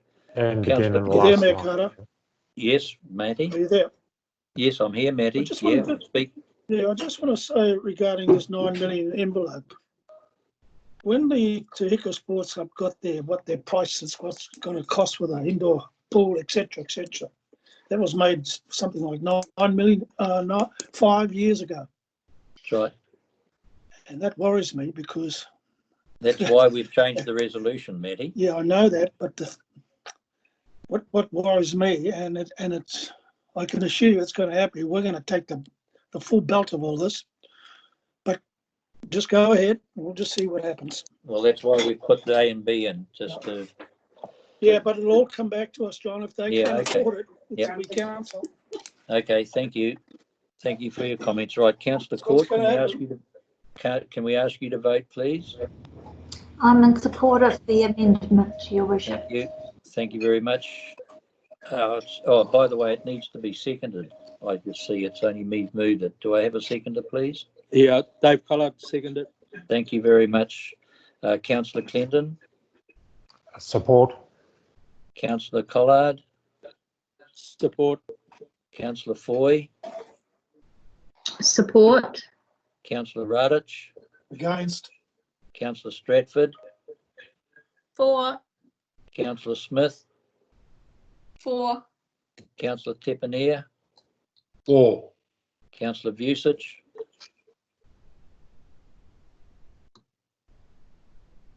Hello, John. Sorry, I was on mute. I support it. For. Thank you. And I'm for as well. So the motion is carried. I'm just checking to see if there's, now we need to put it as part of the substantive motion. So I will just go through again.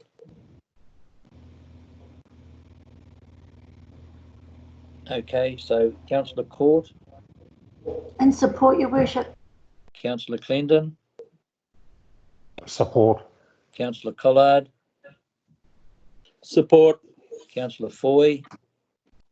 Support. Councillor Radich. Against. Councillor Stratford. For. Councillor Smith. Support. Councillor Tepaneer. For this. Councillor Vucic. Yeah, I support it. I think that last Hiku Sports Club should be Hub. Yep. Okay. We'll double check that. And I'm in support as well. So the motion is carried. Thank you all very much. And I think that's all we need to do on that. We will now go to item 6.4. Just bring it up on my screen. So that's to do with the Kaikohe water. And I'll move so we can have a debate. Is there a second, please? I'll second that. Thank you. Can we just ask Will or Janice to give us advice? Sean, whoever it's appropriate. Yeah, through Will, at your discretion. Yeah, I'm going to pass this one on to Janice, if you don't mind. She's penned the report, Sean. Over to you, Janice, please. Thank you. I'm not sure what advice you're seeking from me, Your Worship. My recommendation is, as it stands in the report, that we do not invoice the Kaikohe consumers for May, and that we issue one invoice in November, and that we provide suitable comms through the comms team to allow people to start making payments in advance. Okay, thank you very much. Are there any questions from councillors or comments from councillors? Mike Edmonds, do you wish to make any comment on this as Community Board Chair? Yes, I do. One of the problems we have with the billing of water is that we don't find out whether there are any leaks for 6 months. And now what we're saying here is we're not going to find out whether there are any leaks for a year. So I'd like to make sure that, given that it's going to be a year between billing, that we are very lenient on anybody who claims they had a leak in that year, because there's absolutely no way of them finding out they had a leak unless they go down to the door, down to the gate and check the meter. Now, of course, as Councillor Vucic and I have made the point over and over again, if we had electronic water meters, this wouldn't be a problem. So I just had to throw that in there, John. Thank you. Thank you very much, Mike. Appreciate that. Janice, do you wish to respond to that, please? Yes, if I could, please. We've drafted a letter to go to all of the connected customers in Kaikohe, and on the back of that is the outline or the instructions on how to check for leaks, because we are very conscious that that would be a potential issue with this. So the reverse of the letter has the how to check for leaks procedure on it. Okay, thank you. And the point Mike's making is that if we do come across someone who's had a severe leak that was unaware of it and ends up with a horrendous bill, of course, we can bring that to community board or to audit and finance for consideration and discussion anyway. We have a remission policy for that already, Your Worship, so we wouldn't need to. That's right. And also please bear in mind there was significant work done in Kaikohe on leaks prior to COVID-19 as a result of the drought. Okay. All right. Thank you very much for that. And I know that Mike and the community board will be keeping a watchful eye on things as no doubt anyway. All right. So I'm going to, it's been moved and seconded. I'm going to put the resolution. All in favour, please say aye. Aye. Oh, sorry, I beg your pardon. I'm sorry. Aye. Can I go through? Sorry, I need to do this properly. Councillor Court. And support, Your Worship. Councillor Clendon. Aye. Councillor Collard. Aye. Councillor Foy. Aye. Councillor Radich.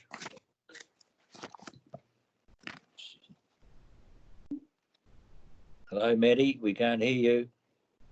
Aye. Thank you, Maddie. Councillor Stratford. Aye. Councillor Smith.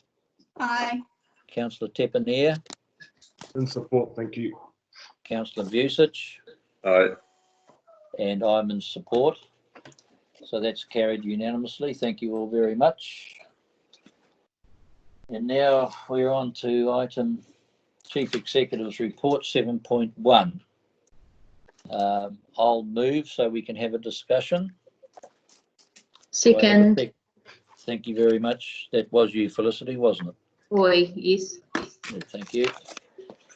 Okay, so it's moved and seconded. Sean, can we hand the meeting to you, please, to comment on your report, and then there may be questions. Thank you, Your Worship. I'm calling this the good old days report. It's the last one of relatively normal operations before the world was turned upside down, and I've drawn up a reasonably comprehensive 2.5-page introduction to the document just to describe and outline what normal looked like and how we were tracking. Even though the drought had ramifications for us as early as October 19 with the first of our water restrictions going out, it wasn't until the first meteorological reports of this calendar year that we started to get these warnings of no significant rain out to June, and of course we're in the middle of that at the moment. So this first 2-month period is characterised mainly as the building up of activity in council as councillors and staff return from the Christmas break, coincident with the rising crisis of the drought as we're coming to recognise it, and pre-COVID, which of course didn't kick in until March. So we expect the double emergency to dominate our future reporting.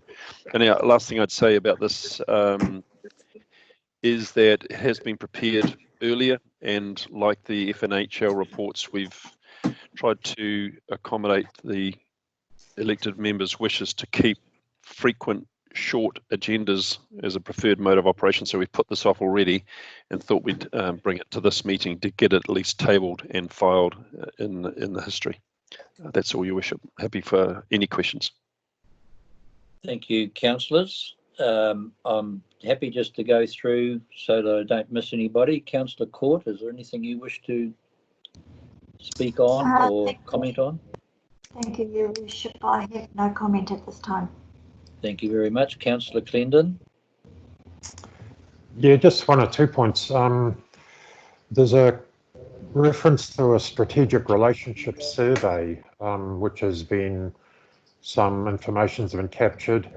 I'd just like to flag an interest in that because I'm aware that in the previous training there was a survey, and I felt that the results of that were certainly substandard in the sense that it seemed a lot of those relationships appeared to be sort of more imaginary than real, to be frank.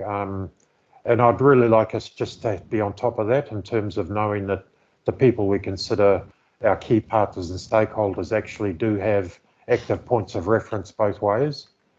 So one general comment. The other one is a mention of the Tautokatau Council Climate Change Adaptation Group.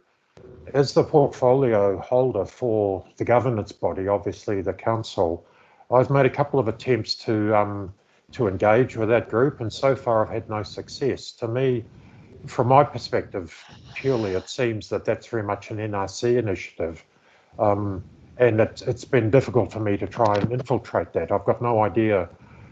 Presumably there's some staff engagement with that, but if I could just have a brief comment on how I might sort of be part of that, carrying the portfolio, and to what extent our staff have been active with that group and directing the actions that are going to emerge from that group's statements or policy.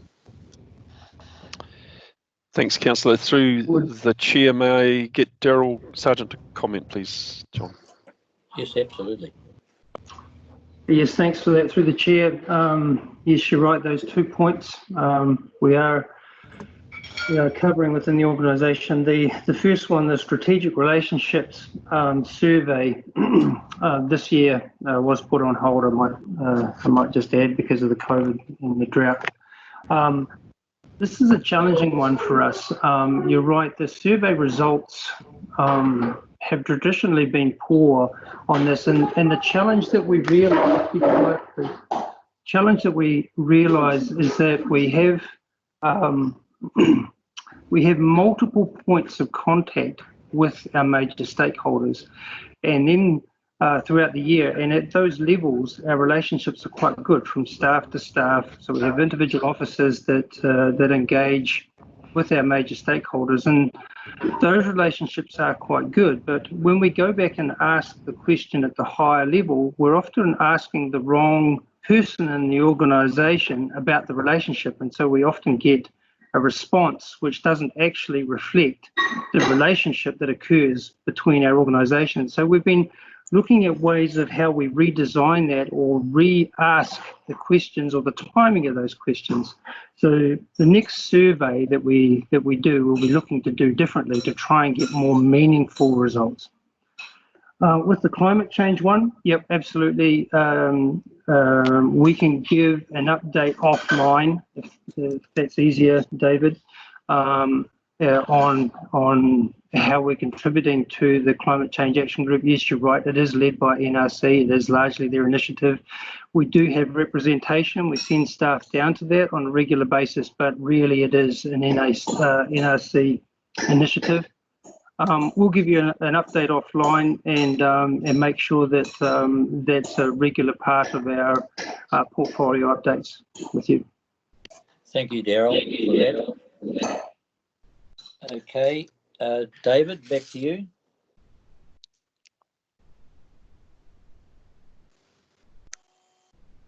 David Clendon. Oh, no, that's fine. That were the only points I had. Thank you. Good. Okay, thank you very much. Dave Collard.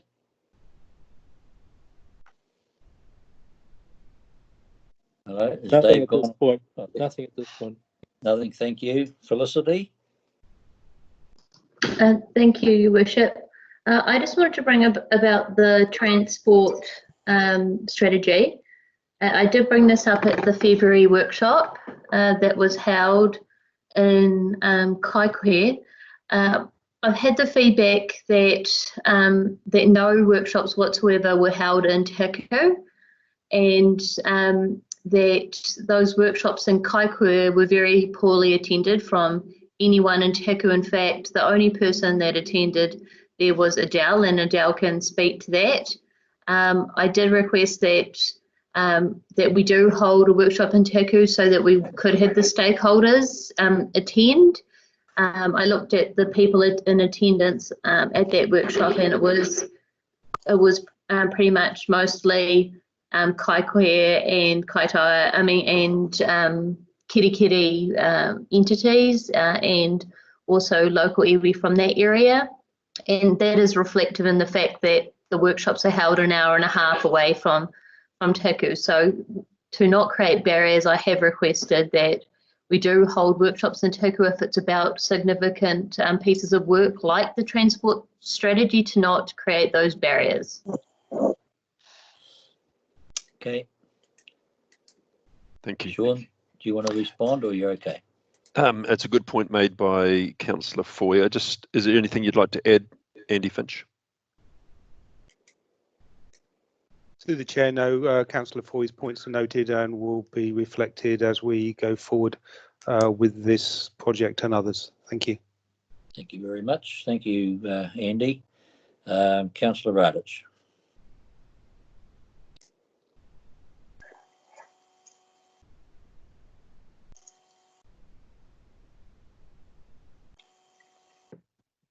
You there?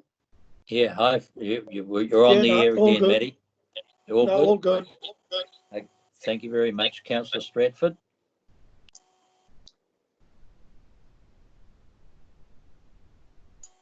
Hello, Kelly. Yes, sorry, I've got two screens going.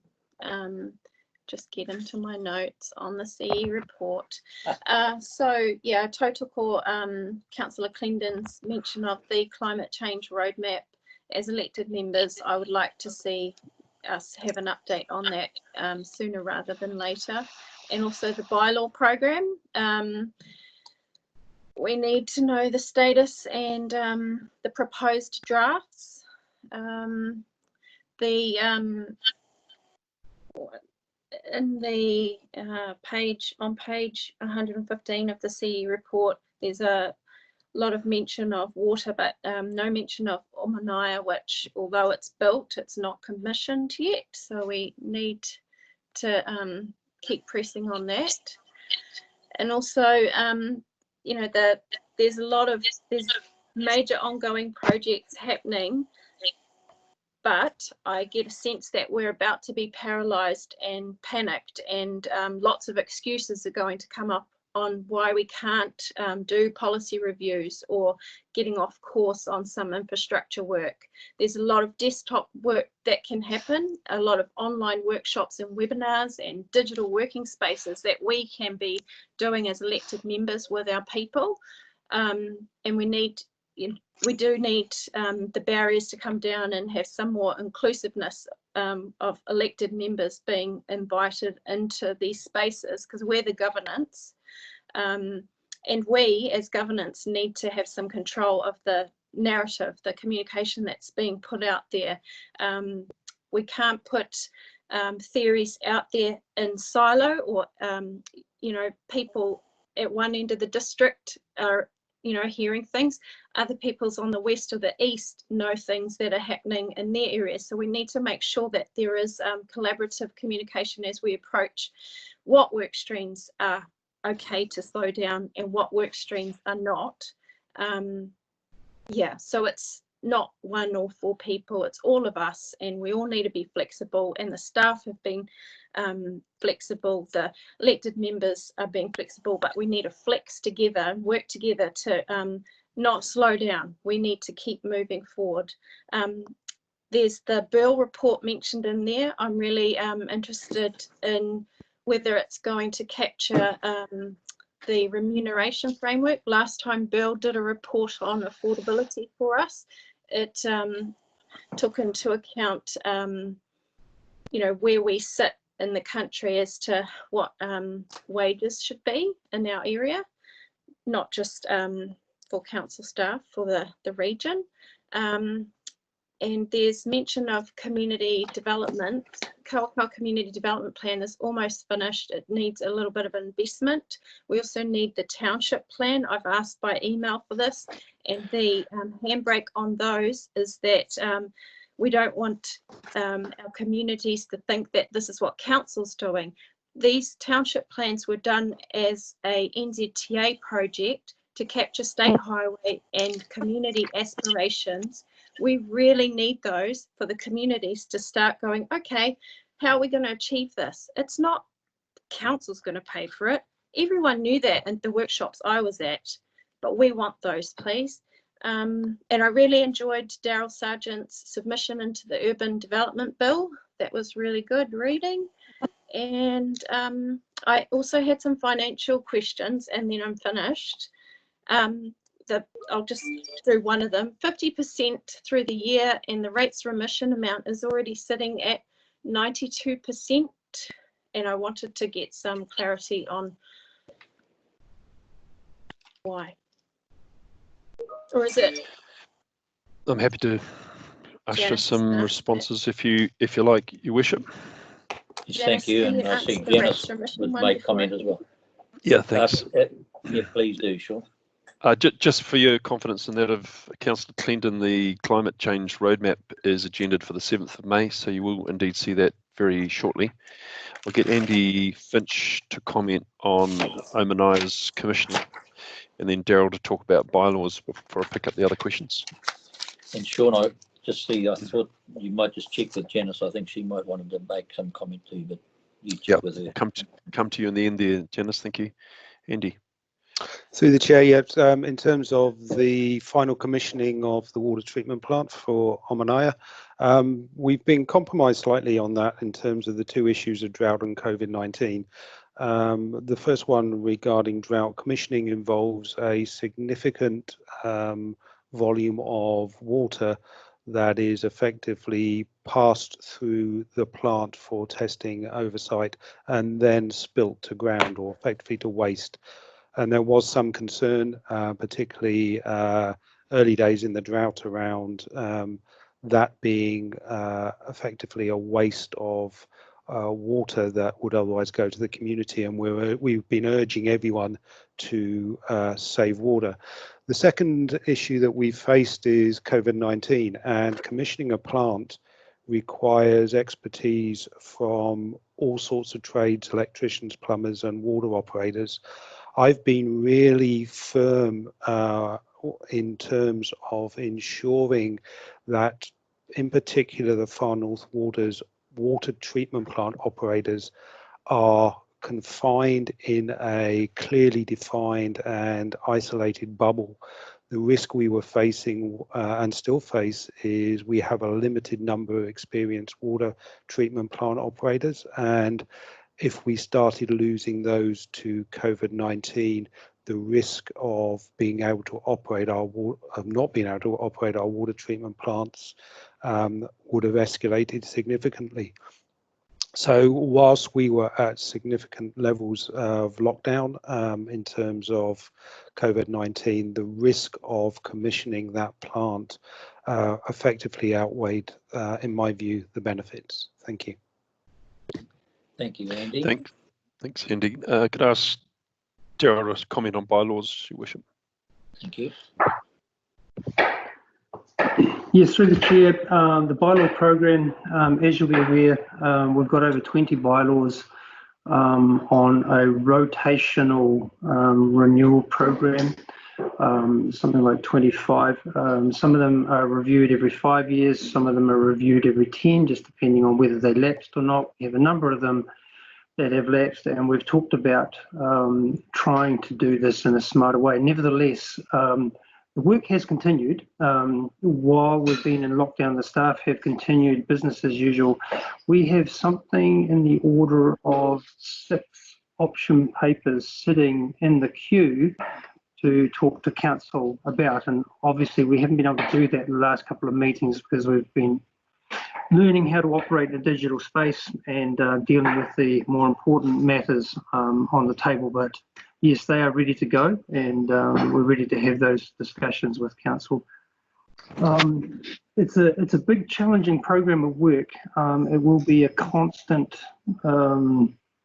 piece of work that staff are doing forever. We have a forward work program that essentially continues forever, dealing with the bylaws, as you can imagine, as they roll over every 5 or 10 years, and we have over 20 of them, and we have staff that can produce anything between 1 to 3 bylaws a year, three being max. I mean, take the dog bylaw, for example, that took 3 staff 18 months to produce, and that was just one bylaw.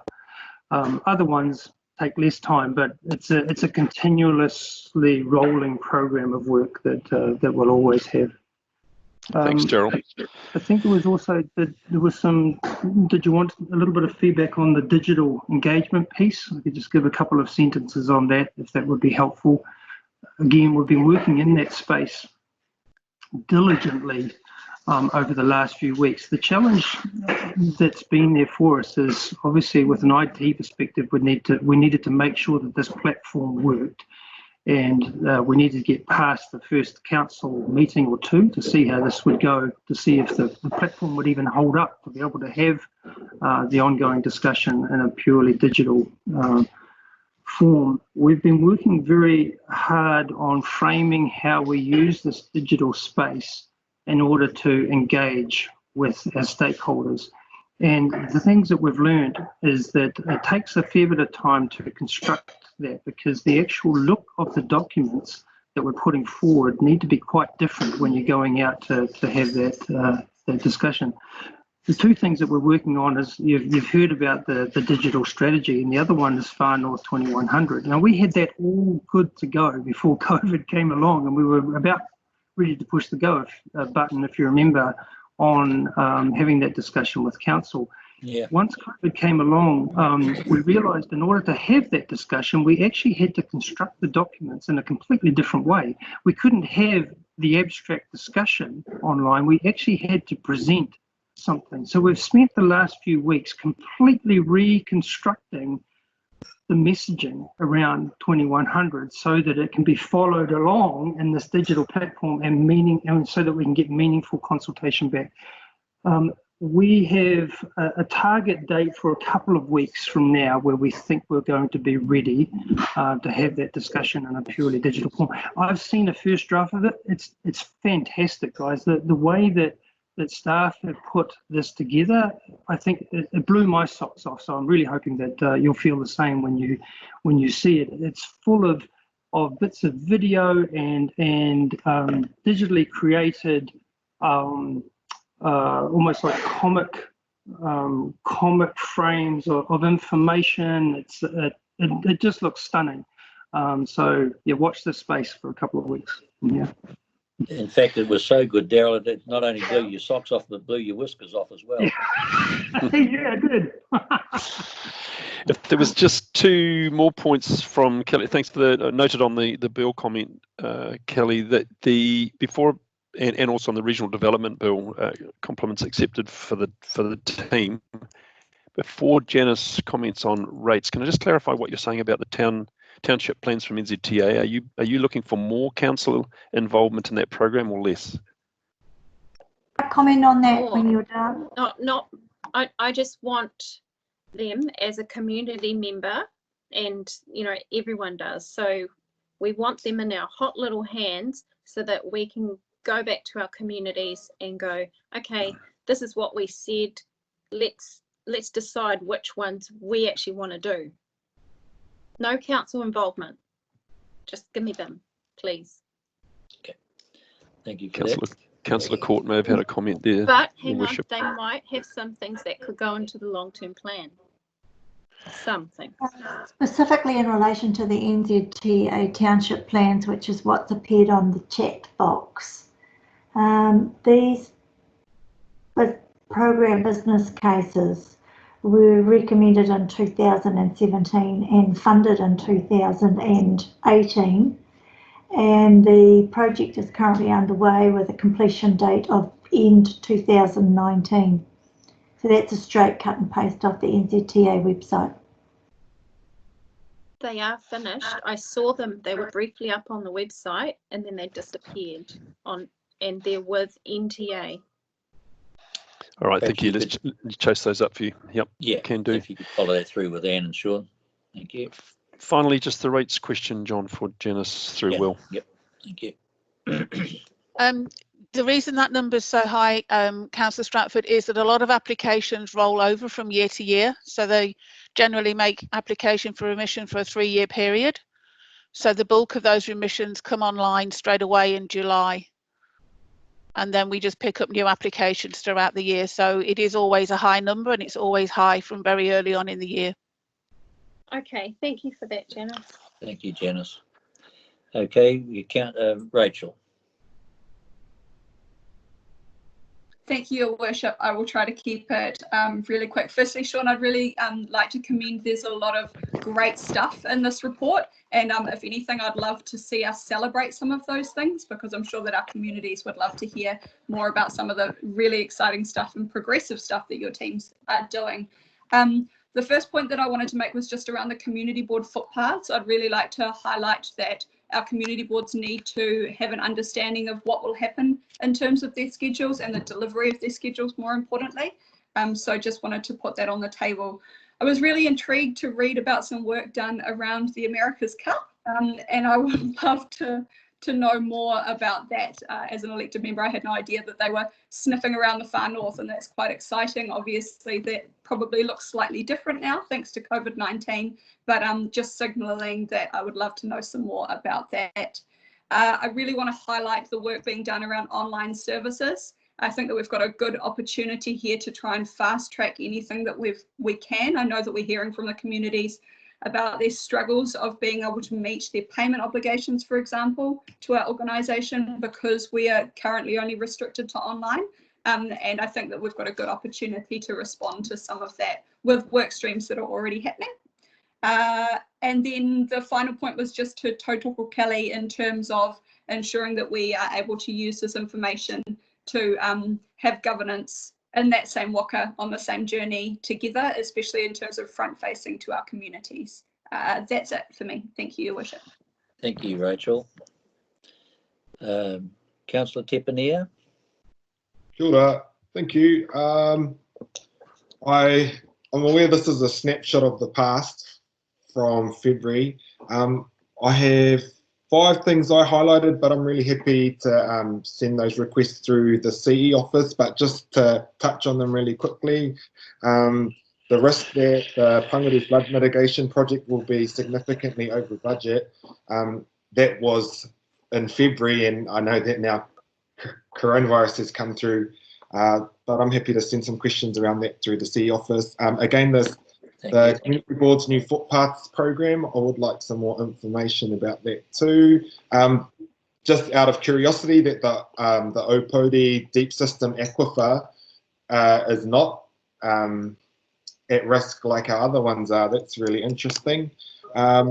Really exciting about the My FNDC app based off the City Watch app or whatever, that we could do RFSs through mobile devices like that. It's really exciting, and it looks like it's I think the wording was that it's could be happening soon, so that's something really exciting. I would like to know more info about that. And finally, I'm assuming that tikanga practices were followed with the moving of that flagpole from Russell Cemetery to the Kirikiri domain. And if not, can we please make sure that does get followed up? Thanks for those comments. More than happy to respond to Moko offline if that's still the invite, Your Worship. Yep. You happy with that, Moko? Yes. Okay, thank you. Councillor Vucic.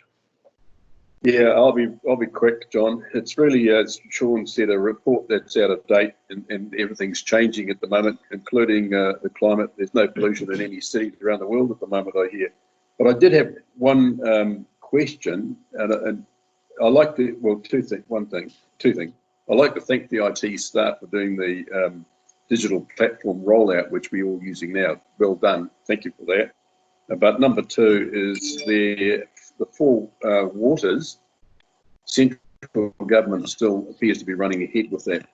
That's got a huge potential to make significant changes to us up here. And not asking so much for a comment now, but I don't want to lose sight of that and what it actually means.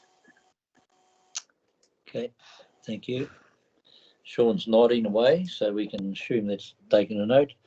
Dell, can we come to you, please? Thank you, John.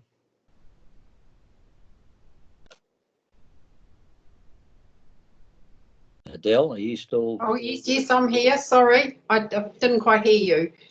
No, I really don't have a lot of comment, just around the footpaths as well. Thank you. I'm hoping that we'll have a meeting sometime in June, so we can possibly have a report to deal with that. But anyway, thank you. That's it from me.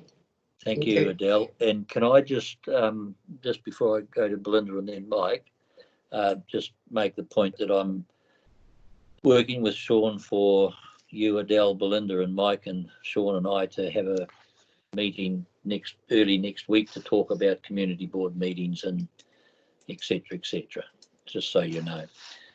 Thank you, Adele. Belinda. No, she's there. Yes, So there hi. she It is. just really was about the bylaws program that's at risk. I'm not interested in cats and dogs, make that quite clear, or chickens, Anne. But the reserves list in particular, we've been waiting, our board's been waiting a long time to get the details of the reserves list and look at, particularly with placemaking, and I would hate for this to stall any vibrant community projects that might come ahead as a result of the setbacks we're having. And also, I'm really interested in the hawker shopkeepers license. I think this is another one that we could actually pick up on, and an activity and business growth to assist in recovery. You know, maybe street markets, night markets, just things to add vibrancy to our community. So those are the two really important ones that I think that I would like to see some traction on. Thank you very much, Belinda. Sean, do you want to comment at all? Just that it occurs to me out of that comment that Daryl's got an invitation to show at a later date what the half dozen bylaws are, the first cabs off the rank, and perhaps which of those you consider most important as elected members to bring to council first, given that we're feeding them in one at a time through a drinking straw to try and keep these meetings manageable. Why don't we start that conversation with you and the Deputy Mayor? Yeah, John. There was a resolution, sorry, through the chair, there was a resolution which prioritised the bylaws already after a bylaw report was done by an external party. Can you remind us, Daryl, have you got a ranked prioritisation list of the bylaws to come back to council, or are you just holding them en masse at the moment? To be honest, I'm going to have to come back to you on that. I know that we had some discussion around, I honestly can't remember. If there was a resolution, then I'll relook at that. It's not across the top of my mind at the moment. We have been, all I can say is that we have Roger, who I think is in the meeting tonight. He will be able to speak to this right now, so I'll let him take the floor. Through the chair. If you can hear me, I've got some connectivity issues here, but so a paper was brought to council in June last year, which prioritised the bylaws based on the revoked bylaws. So we've been working away based on that priority list. We've had two adopted, which was the earthworks bylaw and the land drainage bylaw. The next tranche of bylaws has reserves, mobile shops and hawkers, which includes trading in public places, and a few other ones off the top of my head, but that was in the end of June meeting, if I remember rightly. Oh, that's excellent, Roger. Thank you. Good to hear that. Yep. Thanks, Roger. Thanks, Belinda. Thank you, Belinda. Your Worship, as well, just on the issue of the reserves, there's already a public website that you can go to that the policy team have already made up of all the reserves. It's a GIS system and shows them all spatially, so Belinda can already go and see those. And that's a recent website that I know that Roger's team has undertaken. Okay, Belinda, you're happy to check that out? Yes, thanks for that. I think it was a lot more detail that we were looking at from a board level, but thanks for that, Felicity. We're aware of that. Thank you. Thank you, Belinda. Can we come to you, please, Mike? Yeah, no comments. I'm happy with the way things are going. Okay, and look forward to a chat next week about our community boards. All right, folks. Well, that brings us to the end of the Chief Executive's report. So it's been moved and seconded. I'll put the resolution. Oh, sorry, no, I won't. I'll ask you all to vote. Councillor Court. In support, Your Worship. Thank you. Councillor Clendon. Aye. Councillor Collard. Aye. Councillor Felicity Foy. Yes. Councillor Radich. Aye. Councillor Stratford. Aye. Councillor Smith. Aye. Councillor Tepanea.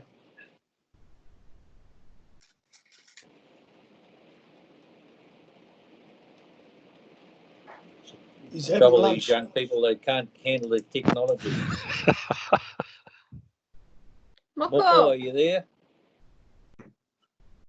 I already got that square on my housey sheet. Yes, I'm for it. Sorry, I was on mute again. Councillor Busich. Aye.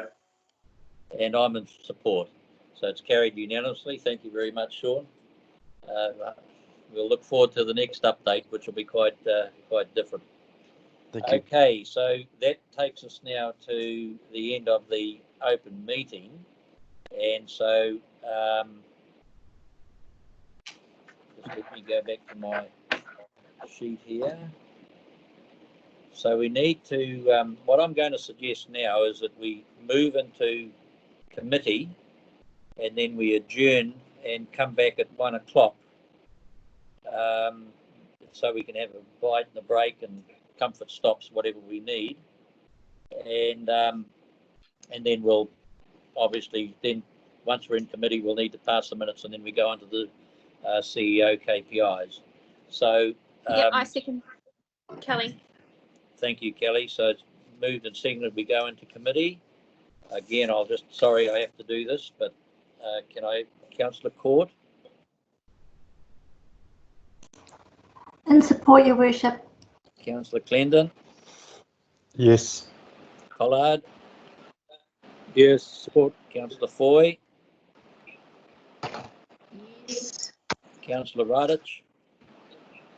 Yep, and Councillor at this very Stratford? moment, you're there. Yeah, I've got you, Maddie. Thank you. At this very moment, we're getting heavy rain. Yeah, it's seriously heavy. Councillor Stratford? Aye. Councillor Smith? Aye. Councillor Tepanea? Aye. Councillor Vucic? Aye. And I am support. So thank you all for that. So we're now in committee. I'm going to move that we adjourn until 1 o'clock.